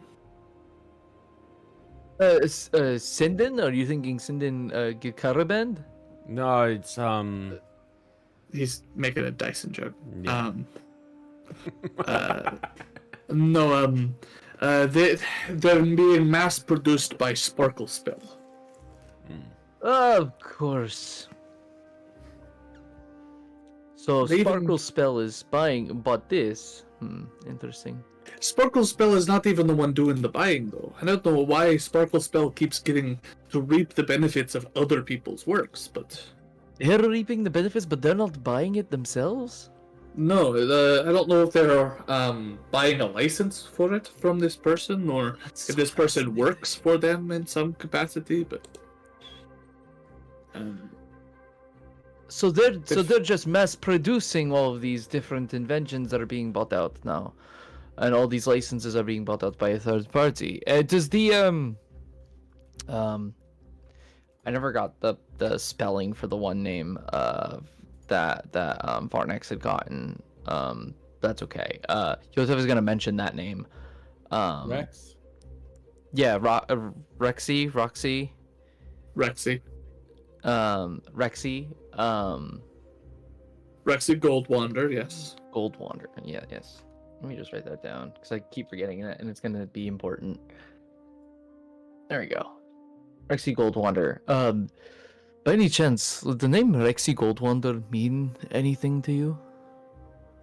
I sit and thinks for a long moment. No, not that I know of. Okay. Okay. There's Yotev asks because well, Yotev went to go try to see Vincent at the barracks, and would you believe Yotev's name's not on the list of approved visitors to see Vincent? That's Yotev's son. Like, you'd think that you would still put all right. I am not. I did not say anything. I'm just. No, you didn't. Your silence spoke volumes, friend. I did not feel like it was my place to make. No, comment. you're right. You're right. Things are not great between here and I. But regardless, the tall one over here, the Dragonborn, his name is Varnex. He managed to see some names on the approved list of visitors, and Sindin, Gil Caraband, and this Rexy Goldwander are on the approved list for his visitation. Is Sindin working with the military right now?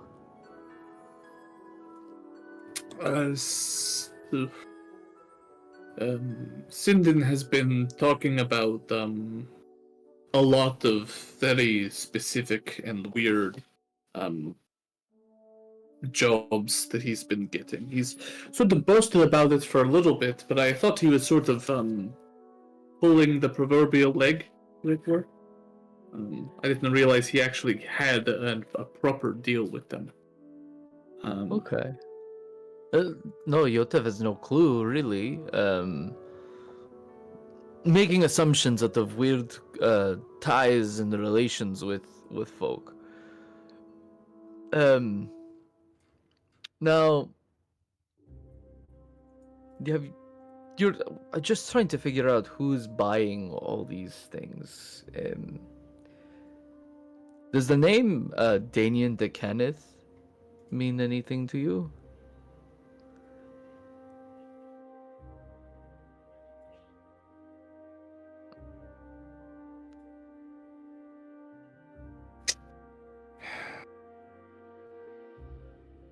I can't say that it does.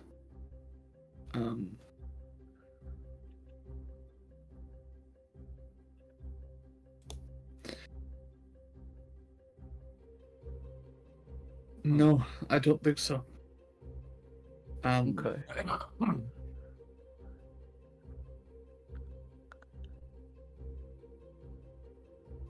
Listen, I think it would be good to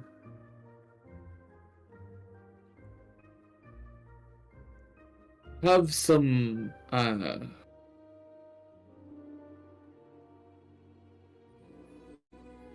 conversation about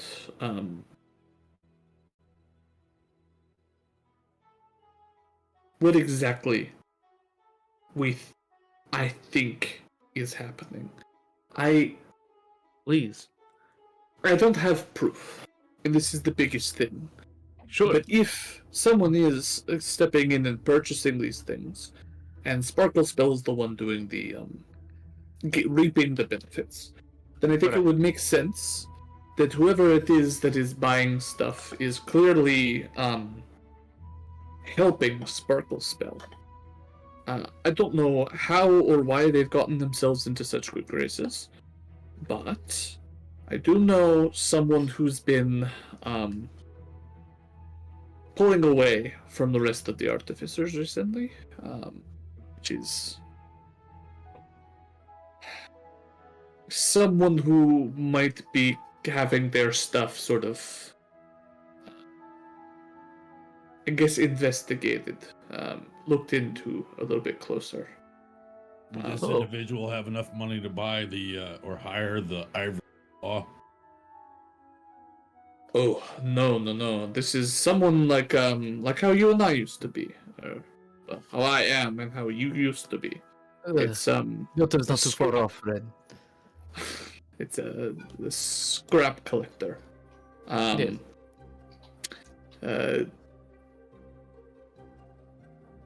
you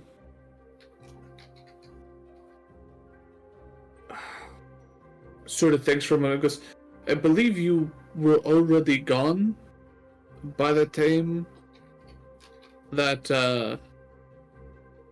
Kavakan had come in, but he's who I'm referring to. Kavakan? Am I saying that correctly? Kavakan. He's half giant type. Goliath. That's what they call them. He's been making interesting things, but I think he is potentially having conversations. Maybe if we go and talk to him, then that could be what is happening. Yes, of course. Do you have good rapport with this man? Ooh, he and I have had drinks a couple of times, but not a lot. I can certainly be the one to do the introduction. That would be incredible. Any way we could make some sort of headway on this as quickly as possible would be immensely helpful. Let's go ahead and close up my extremely busy day here. And he goes over and grabs like a thick, heavy jacket and throws it over. Takes his goggles off and hangs them up by the door. Takes it's this large sort of trough-like basin full of water, and just takes it and rubs a bunch of the soot off of his face. And as he goes down, what was hard to tell with the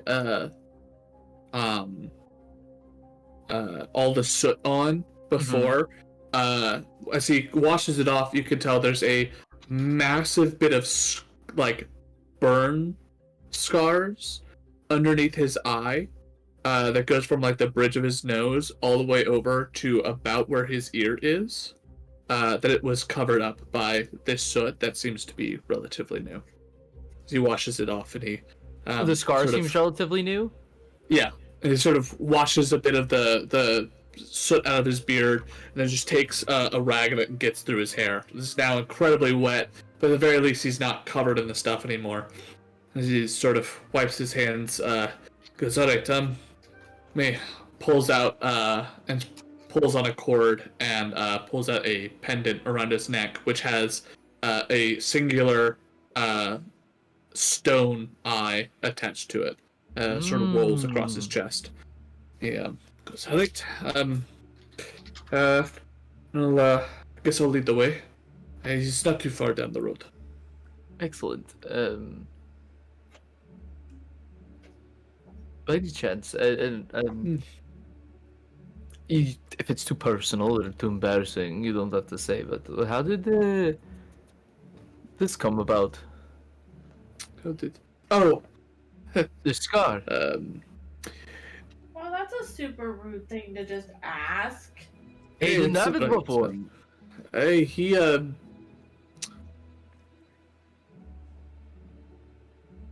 By chance, did they come and visit you to buy your stuff? no one came to buy my belongings, but, I tried to talk some of the folks out of selling. I had heard some of the folks about to go and sell. I tried to have a conversation about them, to them about, things are hard and all of that, but you can push, you can work, you can improve your craft, you can continue to be work on what you're doing without having to sell something that you've worked so hard on just for a mere cash grab. Like, the things that they were selling are worth far more than what they were getting for it if they just kept producing. The problem is the production, right? Is how are they going to be able to afford to make the stuff in the first place? I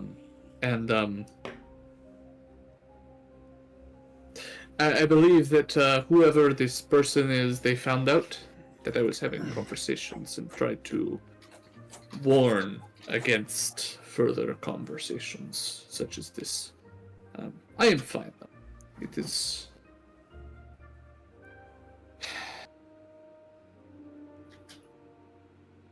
Okay. Kavakan. To Kavakan. Kavakan. Yes, to Kavakan. He leads you out and takes an immediate right. Heads down a little bit.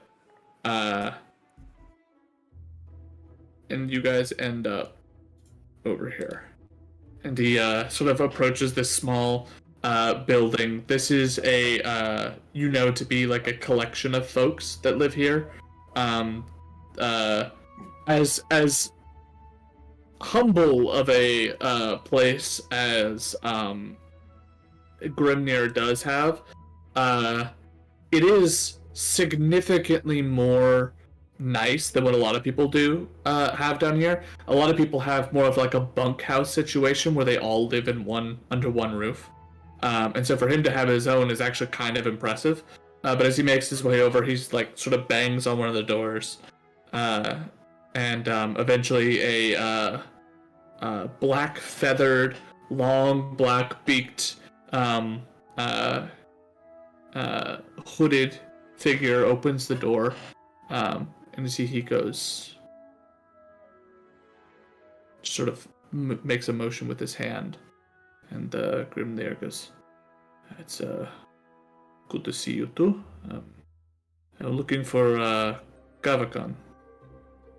sort of makes a couple of motions, and steps back in, and wait for a moment to eventually a giant half-orc, or not half-orc, giant Goliath, half-giant, takes a step out into the way. He has to almost duck underneath the door frame as he makes his way out into the street. He just sort of looks you all over, confused, not seeing a face that he recognizes till he looks down at Stone Eye and goes, can I help you all? And Stone Eye just says, it's a pleasure to meet you again. I've brought a couple of friends, specifically Yotev. He's old worker down here in the assembly yard. He was hoping to ask a couple of questions if you're willing. Be happy to take you down to the bar at the end of the street, and we can have a drink and talk if you're up for it. Anyone would like to make an insight check, if you could. Or if you would. Yes, absolutely. Because I'm very good at these. 9. Better.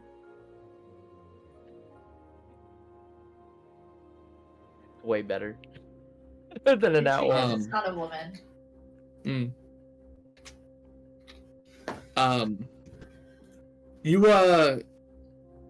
You can see he gets a little, like, he starts to shift his weight a little bit, but not much else other than that. He sort of just nods and goes, yeah, I'm down for that, sure. So you'll make your way down to a pub at the end of the street. It is a dive bar that you are familiar with. They serve nothing but the weakest of beers. And it is quite literally like a, they got a single thing of beer that they have then watered down a bit, and they drag it out for as much as they can just to make it profitable as possible for them. But you all go in, and the first round is bought by Grimnir, and he sort of lets the two of you have a conversation and sort of sits as more of like a third party here, as like a yes, we're all friends situation. So he sits there with his drink and sort of gestures for you to go ahead. The entire time, Kavakan has his hands sort of knitted around a mug that is way too small for him, but he is sort of knitted there, sort of just looking at you expectantly. Kavakan, it is a pleasure to meet you. My name is Yotev. It's a great pleasure. I've heard that Yotev has heard that you make wonderful inventions. I've tried, yeah. I think I've heard a little bit about you from some of the folks. All good things. Good. What brings you back to the city? Oh, just passing through, wanting to see the old stomping ground, checking in on the family, seeing old friends like Grimnir here, and just trying to see what's going on in town and seeing what Yotev can do to help. Tell Yotev, what kind of things are you working on currently? He leans back a bit in his chair, but says, well, I have been building some things to help with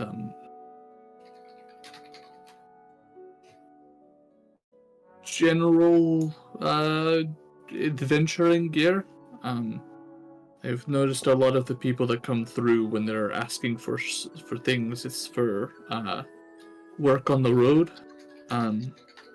So I made a sort of gestures loosely. It's it's a light source that's supposed to be able to be turned on and off with more of a sliding mechanism, and would take a charge to light. He sort of just explains to you some of the mechanics of it, and it's basically like a crank motion that generates and allows to build up static electricity. Is then kept in a diode that he has had to do a lot of extensive work to bring back up to working condition, and that will hold a charge, and you can then open up or pull a switch to basically open up the circuitry pathway to allow a bulb to shine through. And the way that he describes the bulb itself is a little foreign to you, as light bulbs don't really exist. But he goes into this long, sort of vague description of it, being like, it's sort of like a glass encasement with a gas inside and a thin line filament allows it to burn, and as it burns, it gives off light. If you put a bunch of mirrors around it, it's able to reflect the light into more of like a beam. That is fascinating and revolutionary. Most adventurers now are carrying a torch with them when they need to go into the dark. That could really simplify a lot of the process and be a lot more cost-effective on adventurers. It would cut back on oil, and it would make it so that as far as your traversing goes, if it's only a crank that's needed to power the thing, it means Right. that as long as the bulb lasts, which I'm still working on, there's some functionality to it that causes it to still burn out eventually, but Right. there's some kinks there. It goes into a couple of other inventions, but that seems to be like the big one that stands out. That's very good, and everything that you've said so far is really great. Now, do you have any financial backing to help you pursue this? Like, is this being self-funded? No. Like most of the other people that work down here, I don't have a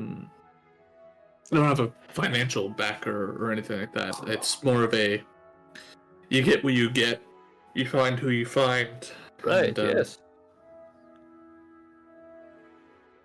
It's the last project pays for your food and all of that until you can complete your next, sort of a thing. Yotev knows that life. It's not easy, but it's honest. And you seem very passionate about what you're working on right now. I have Could be a question. little bit more confident in what you're presenting, because you have something really, really special here. What's your question, Pragan? So this is like a dimmer for like a torch. It's a flashlight. Yeah, he's Yeah, Oh, it's a essentially making a flashlight. flashlight. Okay, yeah. Like how Flashlight. how revolutionary do we assume that this possibly could be? Make a insight or straight intelligence check. Yeah, dude. Of course I'm gonna make an insight check. Okay, 26. 26. Super cash. Most people are not able to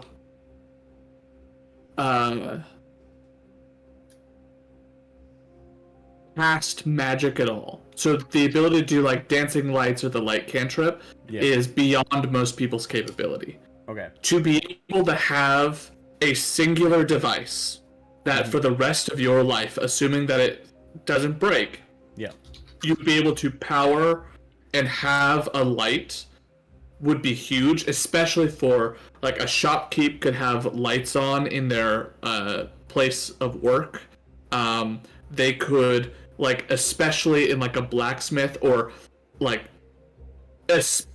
even more so in like a place like the Firemark facility where they're working with explosives. Anything that doesn't require a flame is like revolutionary for them. Like this has some pretty wide-reaching applications, especially if he was able to take these bulbs and mass produce them. The ability to have like a singular crank powering a dozen of these bulbs, you could have like one thing power potentially entire city block of lights, depending on how powerful you made that crank and how much your energy you're able to store. Like this has massive implications. But he seems to be a little like reserved about it. Like he's not entirely sure. Like he doesn't seem to see that big picture. He just sees this thing that he's made as a means of feeding himself for the next month. And how much, can I use the same insight? How much would it cost to take this, to like get it off the ground, to have him reach his potential? As like To a get it off common the person. ground would be a lot, because there is still the manner of how do you get, because you're talking about specialized glass blown objects. You're talking about a lot of this gas that he's using to fill the bulbs. You're talking about a line of individuals to produce it. Like, because he, even if he were to do it on his own, it would be one by one by one. It'd be like a long time. So like It in would platinum. be in platinum.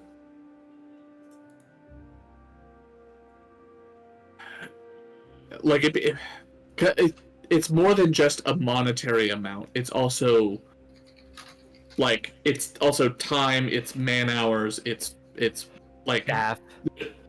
But it's, If money wasn't his obstacle, he could do this, right? And then he doesn't have to focus on this. So like, I'm just wondering what monetary value gets him not focused on the next meal and can actually push this to completion.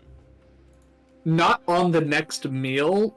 It is a very low number because of the fact that he doesn't have like a lot of like food is relatively cheap.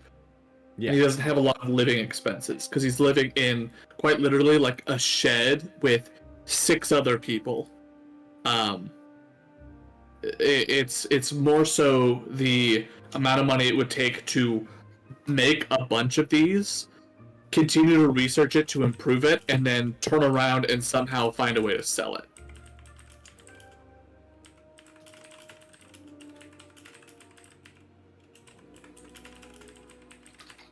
I just sent you a message of what I'm looking to do. Genji about to be a benefactor to the light bulb.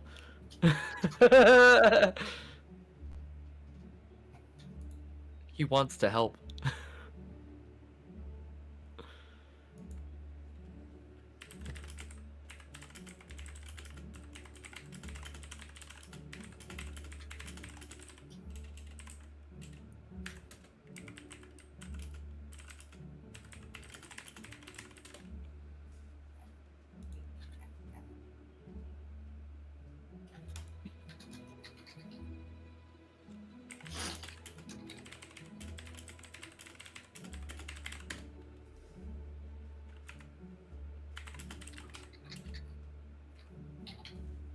Here's what I'll here's yeah.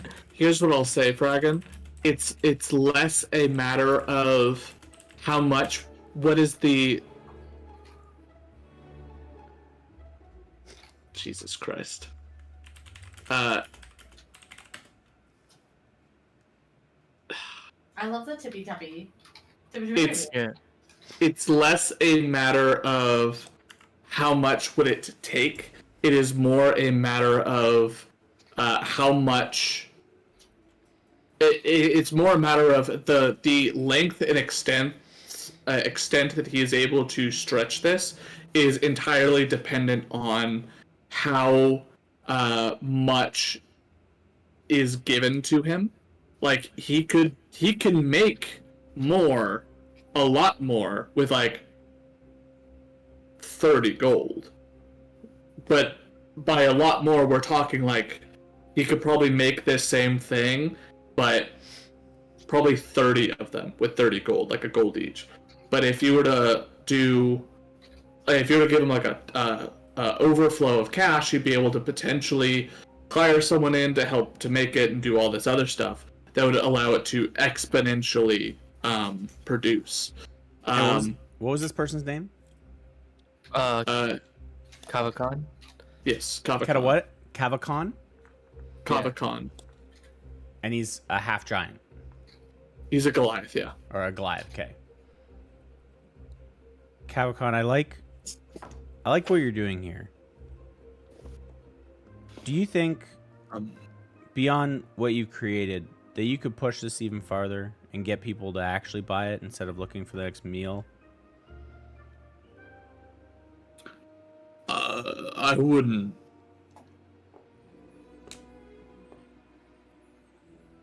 If I gave you 100 platinum, this is just a Kavakan. He can talk out loud if he wants. If I were to give you 100 platinum, do you think that, and I can send you more to get you going, and obviously I'd want to cut, but do you think that you could get this off the ground and make something of it? Get this into the hands of investors, or get it into people's hands that would find it useful, that might want to buy more in bulk?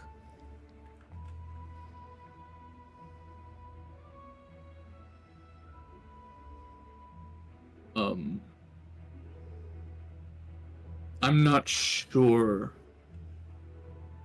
He kind of looks you up and down and goes, "Are you some kind of test?" Oh, Kavakan. Some days I don't even know what I am. But today I know that I want to help you out if you think that you can make something of this. And I don't want you to feel like money is the issue to make something happen with this.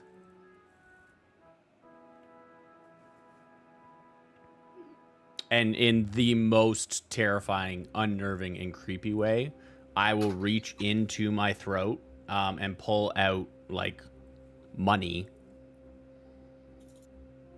It's not, like, wet or anything, but, like, just, like, show him that I have money. It's not, like, a test that I will give him money. He looks around at all of you, like, starting with you, cuts over to Yotev, cuts over to Grimnir, and back over to you, Kenji, and starts to slowly stand up and push the chair back and say, "I don't know what kind of game you're playing. I don't know what kind of situation you're trying to put me in here. But it's a dangerous game. You wouldn't and I'm not playing it. You wouldn't owe me anything. I Whoa, want whoa, whoa, whoa. I want you to be successful. I don't think that playing with your life is a game. Kavakan, please sit down. Some What people, do you mean? Some people haven't had a fair go of things. And I want to see that change. What do you mean dangerous game? What is happening?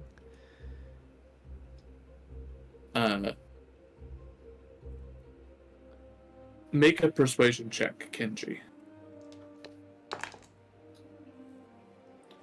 Persuasion? God, it's a +1, 16. 16. He looks at you. And with that same insight check, you see fear lights up in him. Of me? Or with the ridiculous high insight, it is not towards you. It is a generalized fear of some kind. He starts to like sweat a little bit, and he just goes, "You don't want to be doing this. I don't know if you know what you're doing, but you don't want to be doing this. I gotta..." He sort of looks over towards the other two, like to Yotev and Grimnir, and says, I've had enough here, I think. Thanks for the drink. And he sort of looks sternly towards Grimnir and says, don't come back around. And he goes to leave. I'm confused at what happened.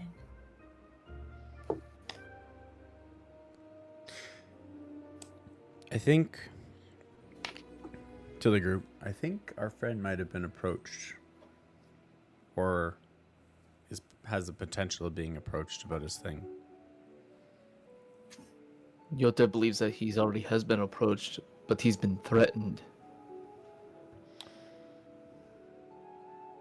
All I wanted to do in the 2 years that I've was gone, the day for you guys, dealt with a lot of unfairness and things that weren't fair on one side.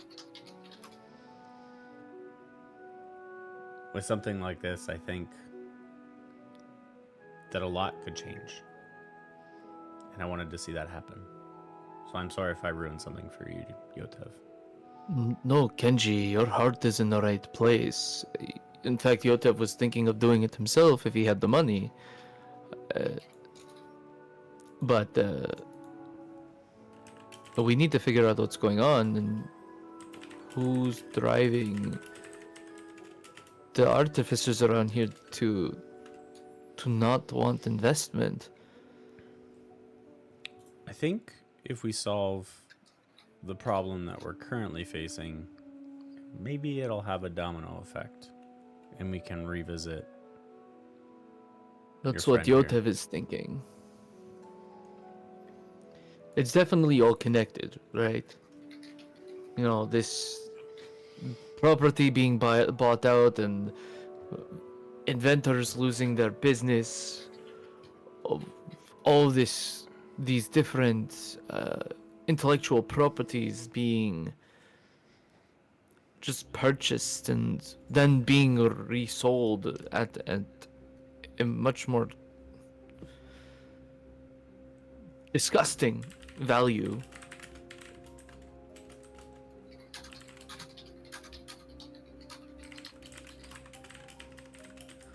But we know who we have.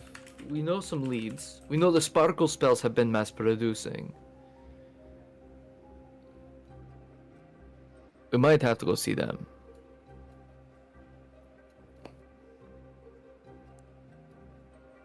Try to get on their good side. I've never seen someone down here turn away gold like that. How much did you offer him to spook him like that? It's only 100 platinum to start out with. If you needed more, I feel like I could have maybe given him more. Grimnir basically spits as foam goes everywhere. You casually carry that much gold on you. I mean, like, it's not usually accessible. It's just like if it's, and What's I'll like the- do the thing again and just like pull out a platinum. He sort of looks over at you a little bit, up and down, looking at you a little closer. Looks over towards you, Yotev, and says, A lot? 1,000 gold. "Yes, that is a lifetime's worth of money, It's 100 gold. and right? also, 100 platinum is 1,000 gold. Yeah, but Yeah, like probably. one platinum is. Yeah, 100. Yeah. it's Okay, cool. 10 gold." Yep. He sort of looks over at you, Yotev, and goes, "You made the machine that mass produces money, and you did not No. lead with that?" No. Trust me, if Yotev had that invention, he would not be in his own situations where he is right now. No. Kenji is his own. We, You did not make him. No. Interesting. To be honest, Yotev doesn't How even did know you- how he was made and how he's all really alive. How did you come into being, little friend? Well, there was a friend previous to Kenji. His name, what's his name again? Percival Persai. Persai! Yes, Persai. Sorry, it's been a little while. There was the man named Persai, and he was originally part of this group, and he carried around Kenji. But back then, Kenji wasn't as... He looks at Kenji. Mobile? Alive? Kinda. As he is now. Something has happened. Kenji's gone on quite an adventure of his own. So you have a not artificed doll, but a living haunted doll that just so happens to be carrying out around a literal fortune. Well, he has money that he's earned. We've all earned a little bit of coin here and there on our You've adventures. earned 1,000 gold? Earned is a little. You killed a man for 1,000 gold? And robbed him of his money? No, robbing. Yotev is like thinking back. He's like, did I rob anyone over the past? How much money have you made while you were gone? And how bad is your debt that this is not helping? Yeah, like what's the debt? I don't know. Caleb and I haven't determined an actual monetary value yet. You don't know the actual monetary value. I don't know the actual monetary value. I love this. Yotev knows that it's not. This isn't enough. But you don't know how much it is? Does Yotev know how much it is? He did at one point. He did at one point. It was like 40. I think it was like 40 or 50,000, if I remember correctly, off the top of my head, off the dome. Damn, that's a lot better than I remember. Do you have it written down? I don't think so. Look, there was a time where Yotev was really just trying to take out loan after loan. The house was collateral at the time, and that's why it's gone now. But the loan got to some not so great people. Some of them probably not going to be settled with it until they have Yotev. And that's pretty much all that Yotev can say right now.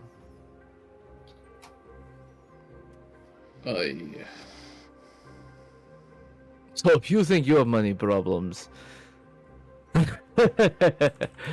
Just because I am not nearly as far into the red as you are, does not mean that I do not have money problems. Yotev apologizes for I will say I do not have money problems when I don't have to worry about where my next meal is coming from. That being said, you are royally fucked, my friend. yes. So Yotev would like to at least help out where he can, because you did help Yotev out. At least we tried, right? Yotev knows that he should be saving his money, but this is what he has right now. And he's gonna slide over a platinum to. No. There is not a point where I'm going to be taking money from you. The moment that your excruciatingly high debt is resolved, then I will take your money gladly. But until then, even if you were to give it to me, I'm going to turn around and hand it right back over to the rest of your family. I'm not going to take it for myself. Can I try to slip a platinum into his pocket? Roll sleight of hand.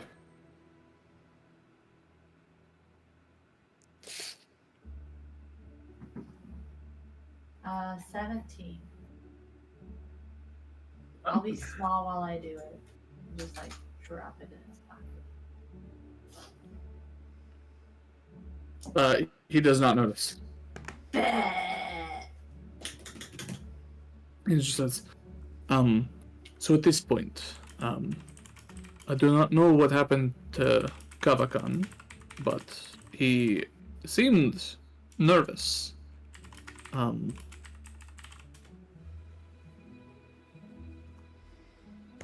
what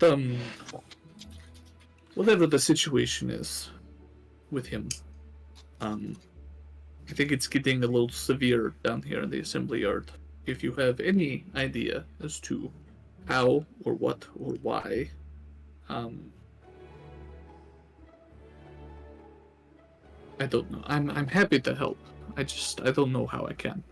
Yes. This was the only lead I knew of. And it was a great lead, and you did help immensely. Letting us know that the sparkle spells are being a distributor of previously licensed inventions is interesting to know, and it's helpful. We're still in the very early stages of us figuring out what we're even doing and what we're trying to figure out. But if there is any more information that you have and you earn, we are staying in the Soot Swallow Inn. So, if you come across anything, Tanya is there, and she will relay anything over to us. I'll keep an ear out. I want to be able to help. I don't know how I can at this point. We're going to reclaim the city. It's going to be for the inventors again. You speak big. When you start to deliver, I'll start to believe in you. Hey, Yotev always goes big. Apparently. Especially Go big or go home.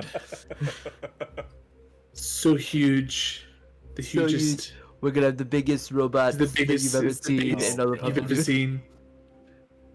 we're done now. I'm so glad my dad is not here because he would not stop. With that, you guys have it's probably like 11 o'clock in the morning. Jesus. You have pulled a little bit of that thread where you've gotten at least some lead onto what's happening here in the assembly yard. There's a completely different thread going on with Vincent. There's a completely different thread going on with the sparkle spells that seems somewhat tied, but you're not sure. Which one of these do you want to yank on next, and how do you want to go about yanking? Can I retcon a little bit far back here? And before we walked over to the salvage yard, I would have, like when we were at the barracks, I would have looked at the compass for a minute at least. Absolutely. You would have gotten that same coloration, and it would have been due west. Okay. Oh. And I would have asked Yota what's over there, I suppose, as well. Because it's a pretty specific spot now. Well, Yotev, the thing right next to the barracks, of course, just so happens to be the Gearhole prison. Okay. Yeah, and Yotev would relay that over. This is the prison. They hold the criminals there. Anything that's going wrong. I love the casual description of what a prison is. Yeah. Seems I know prison. I'm a Ashari yokel, so I'll explain to you what a prison is. In case you did not know. Yotev does not know what a shari have. So you're telling me that during the day, while people are working the prison, they're opening a rift to an outer realm, right? Outer plane. Is that what that is? They're opening a rift to an outer plane? That's what it seems like. I don't know what sort of outer plane it is, but I know it's not elemental, that's for sure.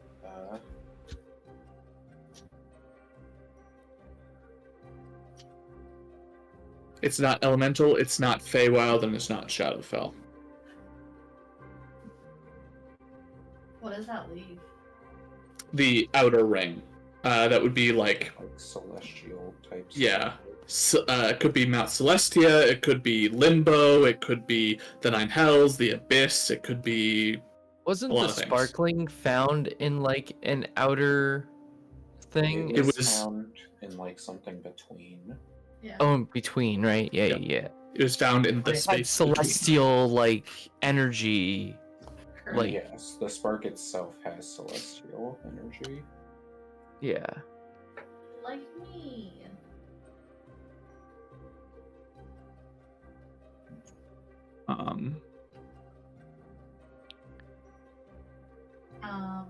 I would like to not ask Yotev, but I would Like, here's a like to good. inquire about the thing I DM'd you in town somewhere.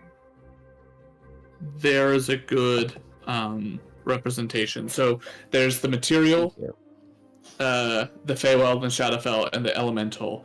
And specifically, he was told it was an outer. So it's Elysium, the Beastlands, Zaboria, Isgard, Limbo, Pandemonium, Abyss, That's such a pretty on and on and on. Which I probably don't know much about any of those. But... At the very least, you'd be familiar with like the concept of them, and you'd know most of their names. Some of them are a bit obscure in general, but like you know, for the most part, their existence. Like the Nine Hells are very well known. The Abyss is very well known. Elysium and Mount Celestia are very well known.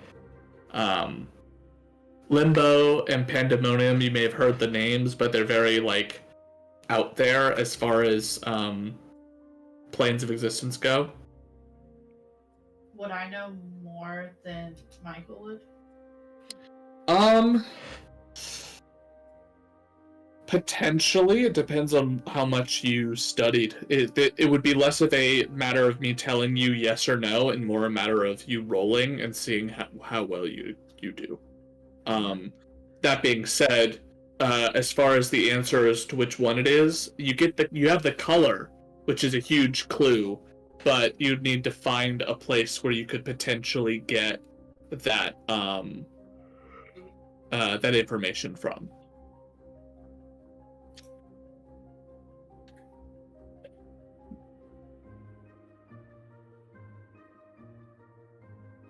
What color was it? Diamondish. So it's like a white. positive plane and not negative plane. Got it.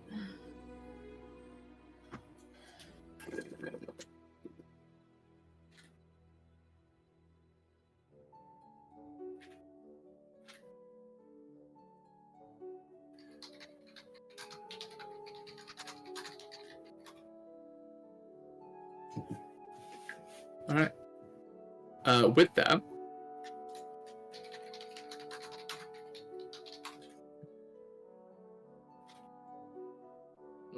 Aiden, did you want to try to see if there's any way to get into the prison? To just see?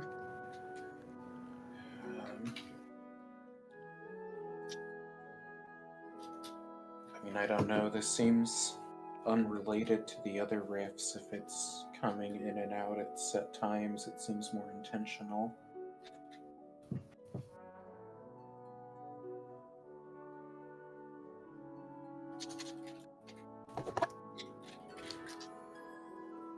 But we don't know intentionally, like, if that's something that, like, something they've always done. Have people come out of that prison before? Like people who've gone to jail, like, been Yeah. released? Yeah. Hold people there indefinitely. People, most of the time when someone gets thrown into, like, if it's, for example, like a drunken disorderly or something like that, they've got a like a jail cell that they'll throw them in the barracks, as opposed to like getting through the entire incarceration process for a prison. But the prison, they've had people in there for like financial crimes, for people have been thrown in there, in the past for religious crimes, which is like worshipping of an unapproved god. There are people that, and most of the time people do get out pretty like regularly. It's like only this such and such person was arrested for like high treason. Do people like not really see the light of day again? And even if they do go in there for that, half of the time, it's not just that they don't come back out, it's that they are transferred to Rexentrum for something there. Gotcha.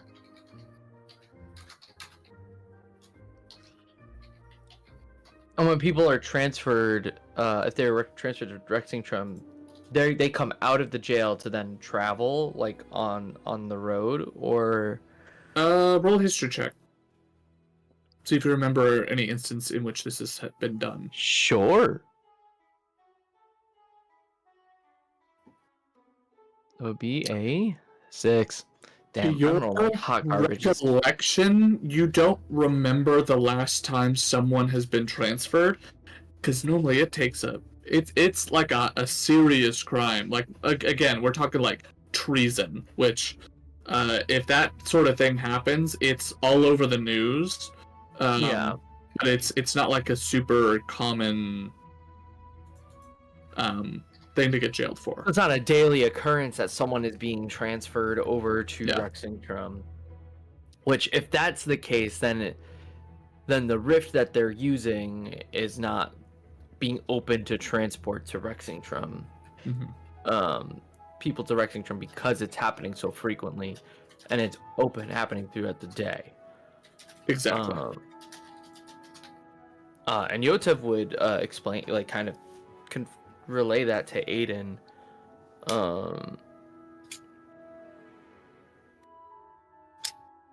So with that information, the rift could be something that's going on down there. Yotev does not know. And it could just be a normal everyday occurrence, but it could be something a little bit more lethal. We also don't know where Vincent goes to do his work for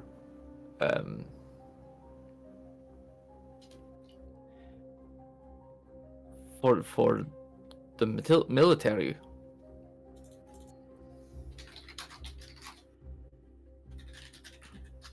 So it might be worth trying to see if we could track him. See if we could find out where he goes, because clearly he doesn't want to see his father, which is fine. Yotev understand.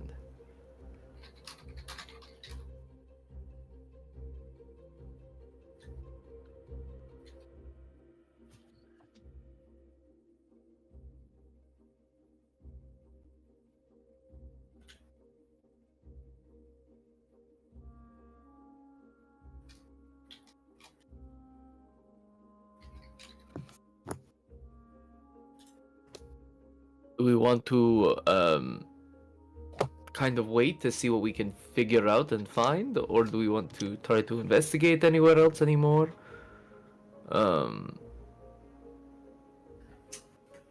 Is there like a town hall?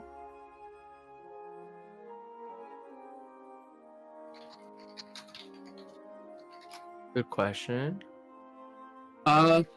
So there's two different ways to answer that. The first is that the barracks do serve as sort of like a police station sort of a thing. So that would be where a lot of like the issues you would take it to. If you had like a serious inquiry into the structure or manner in which the city is run, or if you needed like to gain an ordinance for something, or for a big thing would be like you would know Mr. Cole goes up to the upper tier of the city a lot, because that is where he would have to go for the purchasing of land rights and ownership of real estate within the city. So stuff like that would all be done in the upper tier. So if you're talking of like a lower level stuff where you're just asking for a presence or something like that, then that would be more the barracks. But if you're looking for like actual bureaucratic system, it would be in the upper tier. No. I want to go to the place. I want to go do the thing. But I don't want to tell anyone I'm doing the thing. Okay, you just want to peace out and leave? Yep. I go do that. Sure.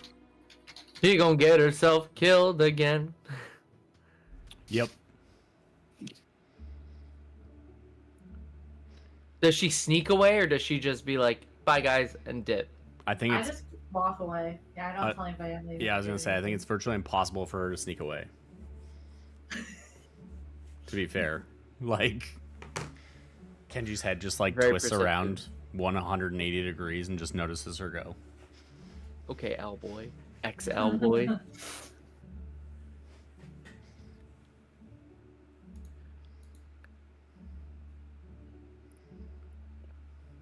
So then I assume you're gonna do that in private with Caleb?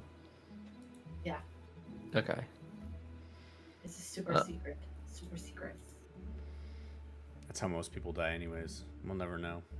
For the rest of you, is there a thread that you're wanting to go hunt down?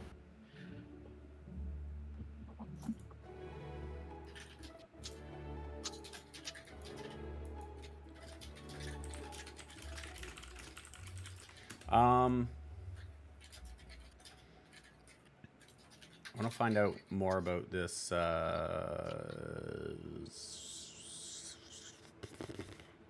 See if we can look into colors. Sure. Where and how would you like to research that? Is there a library? Yotev, is there a library around here? Not I just believe for- so. Like, A library. like for realms and the colors that represent them.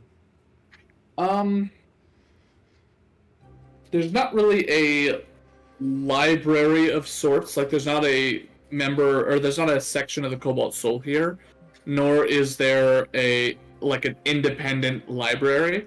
But there are a lot of tomes and aspects of knowledge within the Omni Smelter. A lot of people have their own personal libraries and things like that, based off of the things that they create and the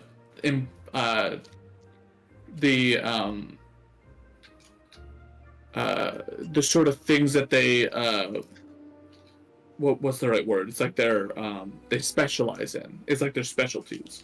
And so you could go there and try to ask around for someone who may have a specialty in the extraplanar and roll the dice there. Alternatively, you may have to find a way to get in contact with or go back to a Cobalt Soul member to figure that out. I have some fuckery I would like to do. All right, let's hear it. I would like to ask Sparkling to contact Bo and see if they can ask that question to Bo and they could get the answer back to them without giving them a nosebleed. As much fun as that would be. Sparkling just sort of mentions, I can try. What exactly is what am I asking them for? We just want to know what color in the orb that she was using to determine the rift that was open. We want to know what color a diamond-like color would represent for what plane. That sort of pauses for a moment because, sure. Let me try to reach Also, out. in the last Dragon Chess match, you were very close, but it also teaches you humility as well as strategy. I want you to know that I have been practicing multiple variations of the game, and the next time that we play, I will destroy you. This is all a lesson. This is all. is all The lesson for when be you're not to fuck with me. Yo, holy shit. able to kick your ass, bitch. Okay, we need to find a fucking riff and ditch this I'm- thing, dude. He's got it's Sorry. gotten really aggressive. I don't quite The know AI where is that taking over. came from. Yeah. We should probably explore that a little bit more when we're done with this arc. We should probably, before we start down a you know what? Let's just keep this between you and me. This is fine. Okay. And it goes quiet for me.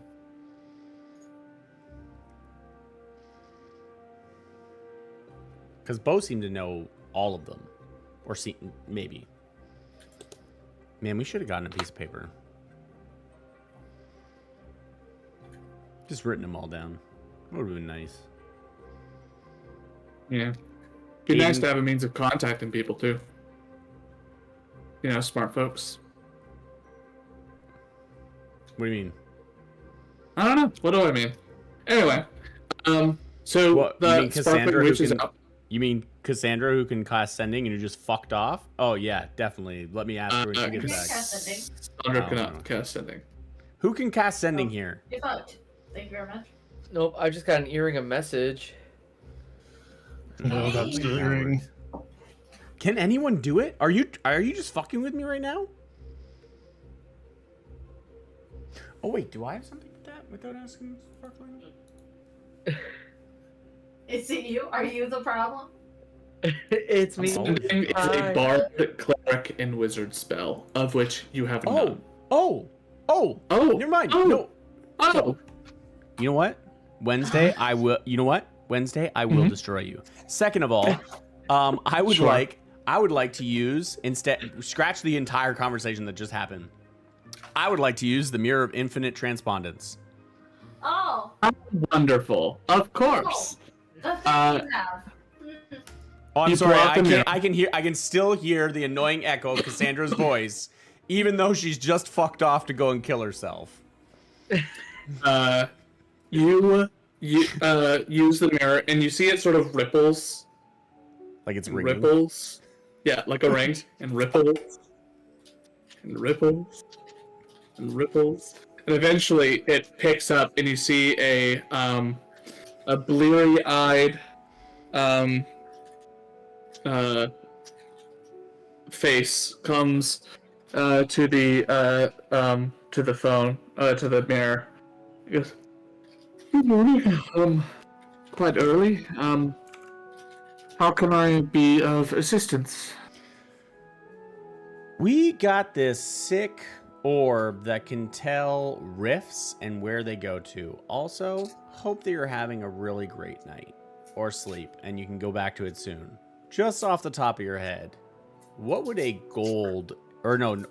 diamond-ish color in this orb lead to if we found this rift? What orb is this? I'm sorry. It tells open rifts or like open portals to other realms are near. Oh, is this what? Interesting. How did you get your hands on this? Aiden had somebody help them out with it. One of the party What- members. Sure. Okay. Mhm. Well,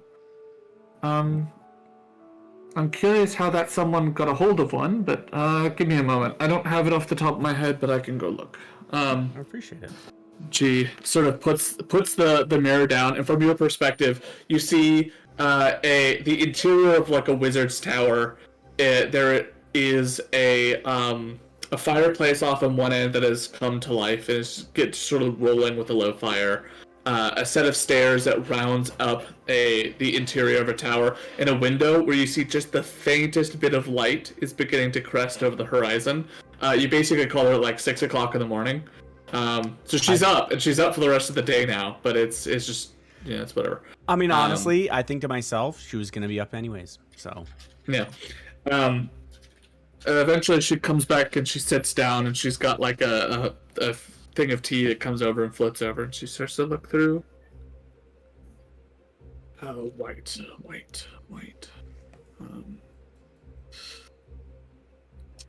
Let's see.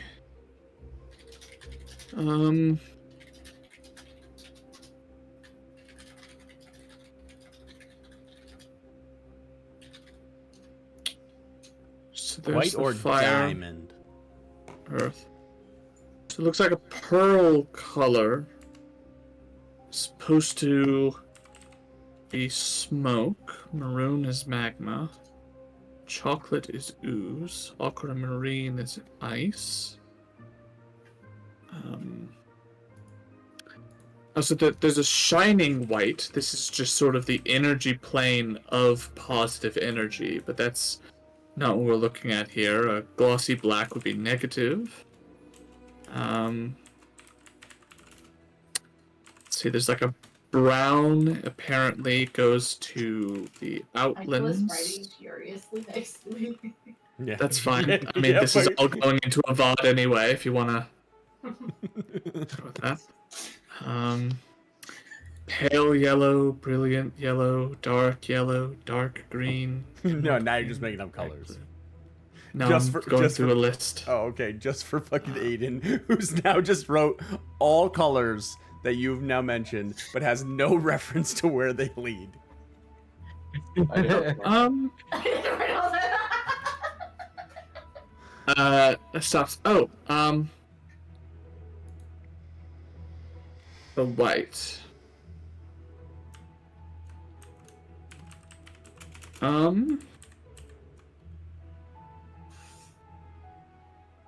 It looks like it connects. Looks like it connects to Mechanus. Are you at Oh, all no. familiar? Does that ring a bell for me? Roll an Arcana check.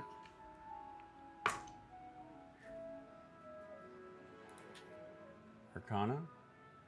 Mhm. 14. The 12. You would have heard the name, but not a lot outside of that.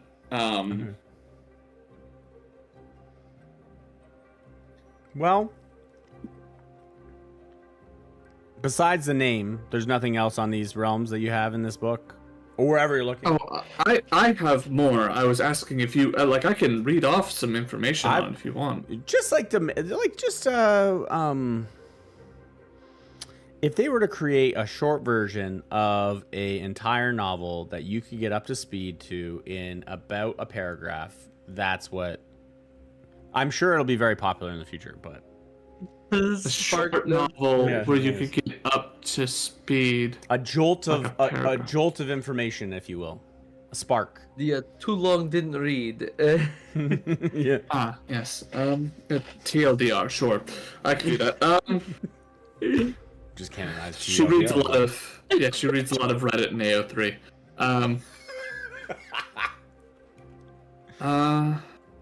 So Mechanus is referred to as the clockwork nirvana of Mechanus. Sometimes referred to as just nirvana.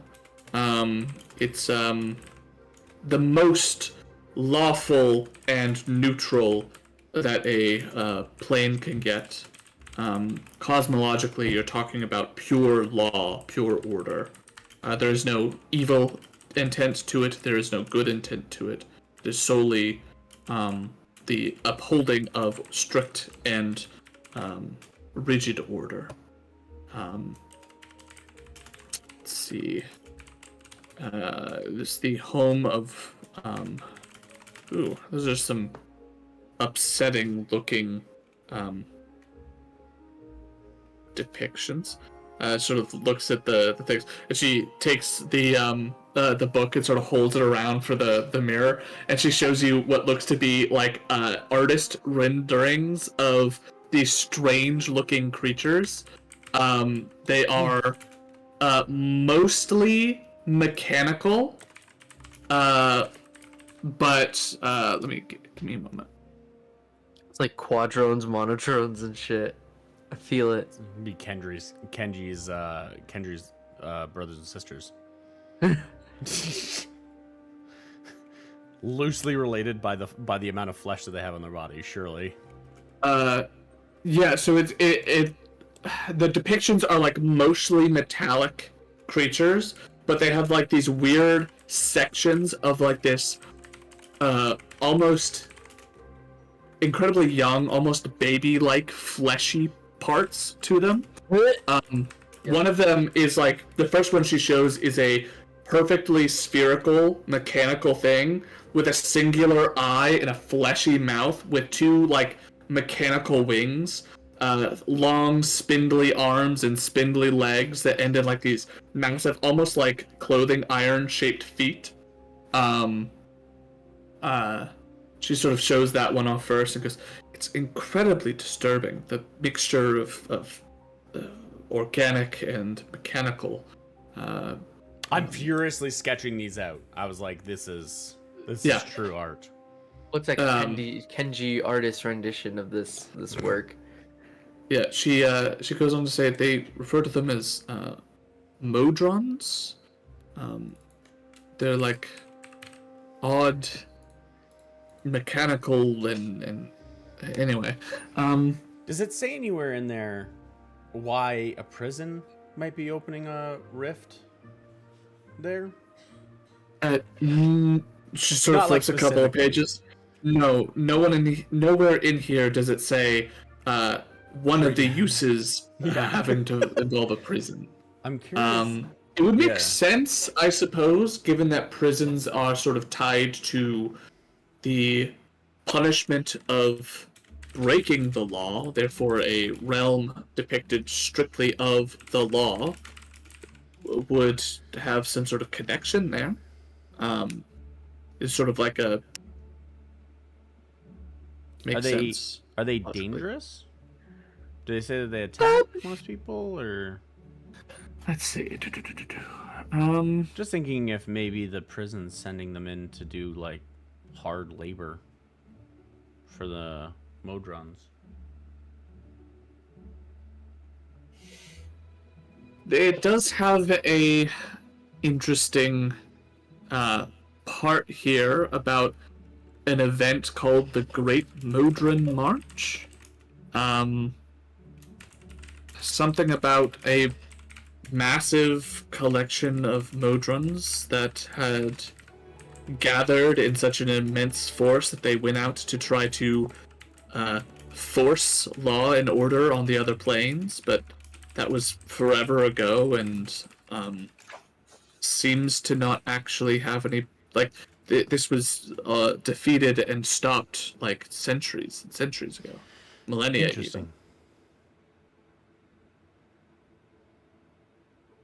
Interesting. I appreciate all your help with this. Sure. Let's see. It seems to be that the entire plane is some sort of mechanical world. Interlocking discs of strange gravity.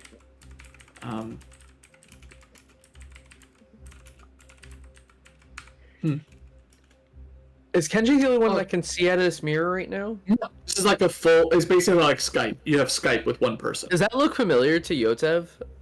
Think harkening back to the vision that he had in that dream sphere thing?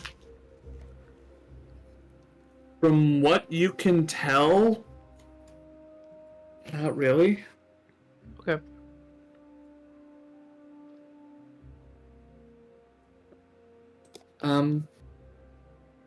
Anyway, that's all I've got for you. What prison is this? We're in Hubberduke right now. Oh, well, that would make sense. Yeah. Interesting. I'll make sure to relay this to Aiden. I appreciate you waking up for this. Oh, of course. Happy to help, I suppose. If you have any more questions, if you don't mind doing it, asking in the afternoon, that'd be great. But yes, we're not to like time zone differences right now. No, just above board. Absolutely. Where we are. That's the problem. Yeah. Oh, For you guys, it's like 11. For her, it's like 6 in the morning.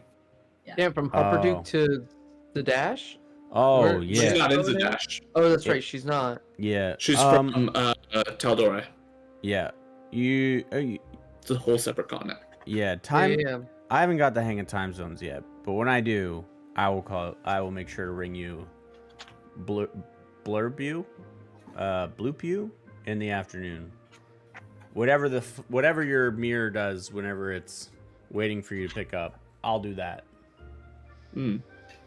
Sort of like a chime. Like a, I'll chime you then. Gonging. Sure. Yeah. All right. If you how are things on your end actually? Well, I got abducted and was away for 2 years in the span of a day here.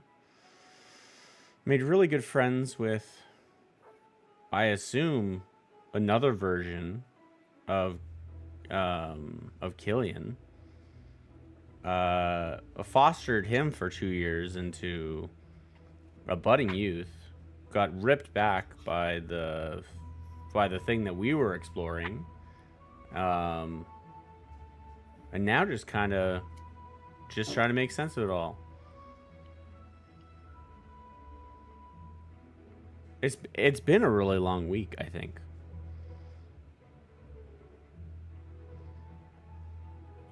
I was more so asking about the whole Spark situation that you had talked to me about. Yeah, he helped with that.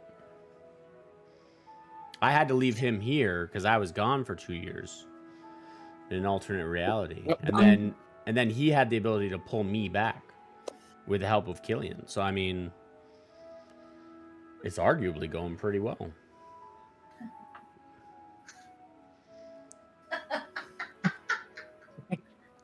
She's like, what the Just fuck? like an existential crisis for the world. It does seem to Are be you growing in saying power that- every day. Yeah.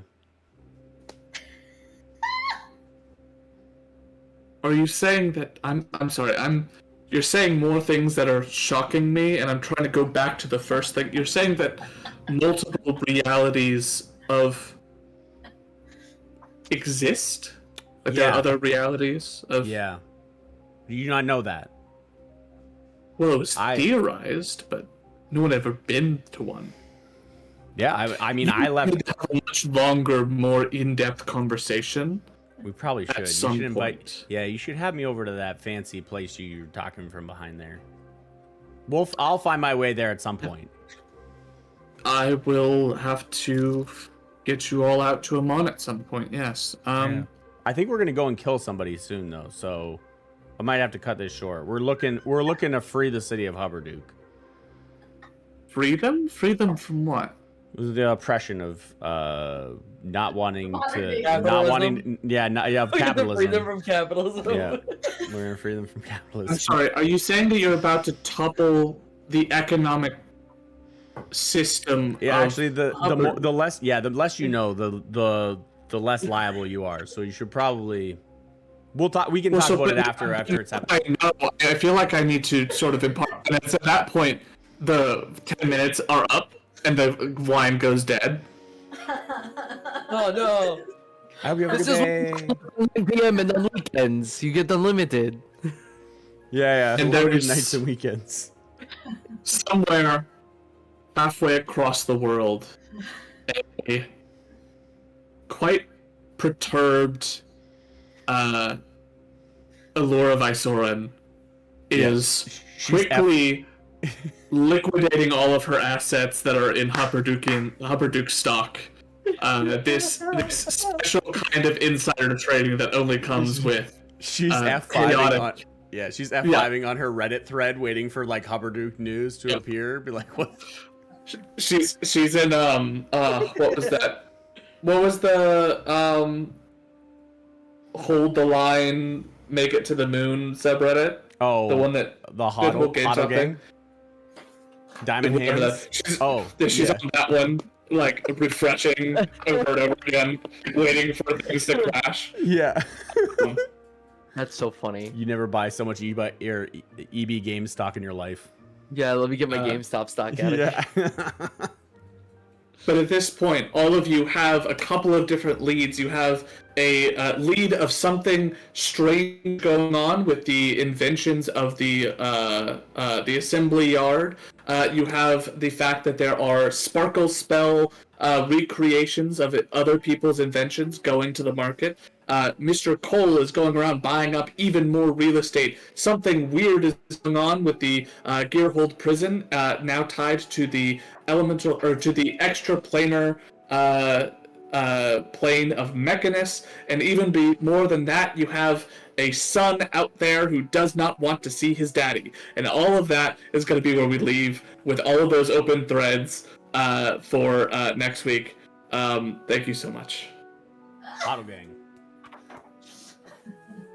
An insane number of things to start hopefully trying to weave together into a cohesive thing, and I can promise you that at least some of them are connected. Sorry, Caleb. Don't apologize to me. Free thread. Oh, there's another one over there. Ooh, shiny. That's us. I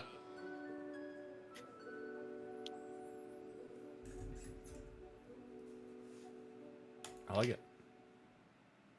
Oh, you like? That's where we're leaving it. Yep, that is where we're leaving it. Until next week, then. We'll see you guys later.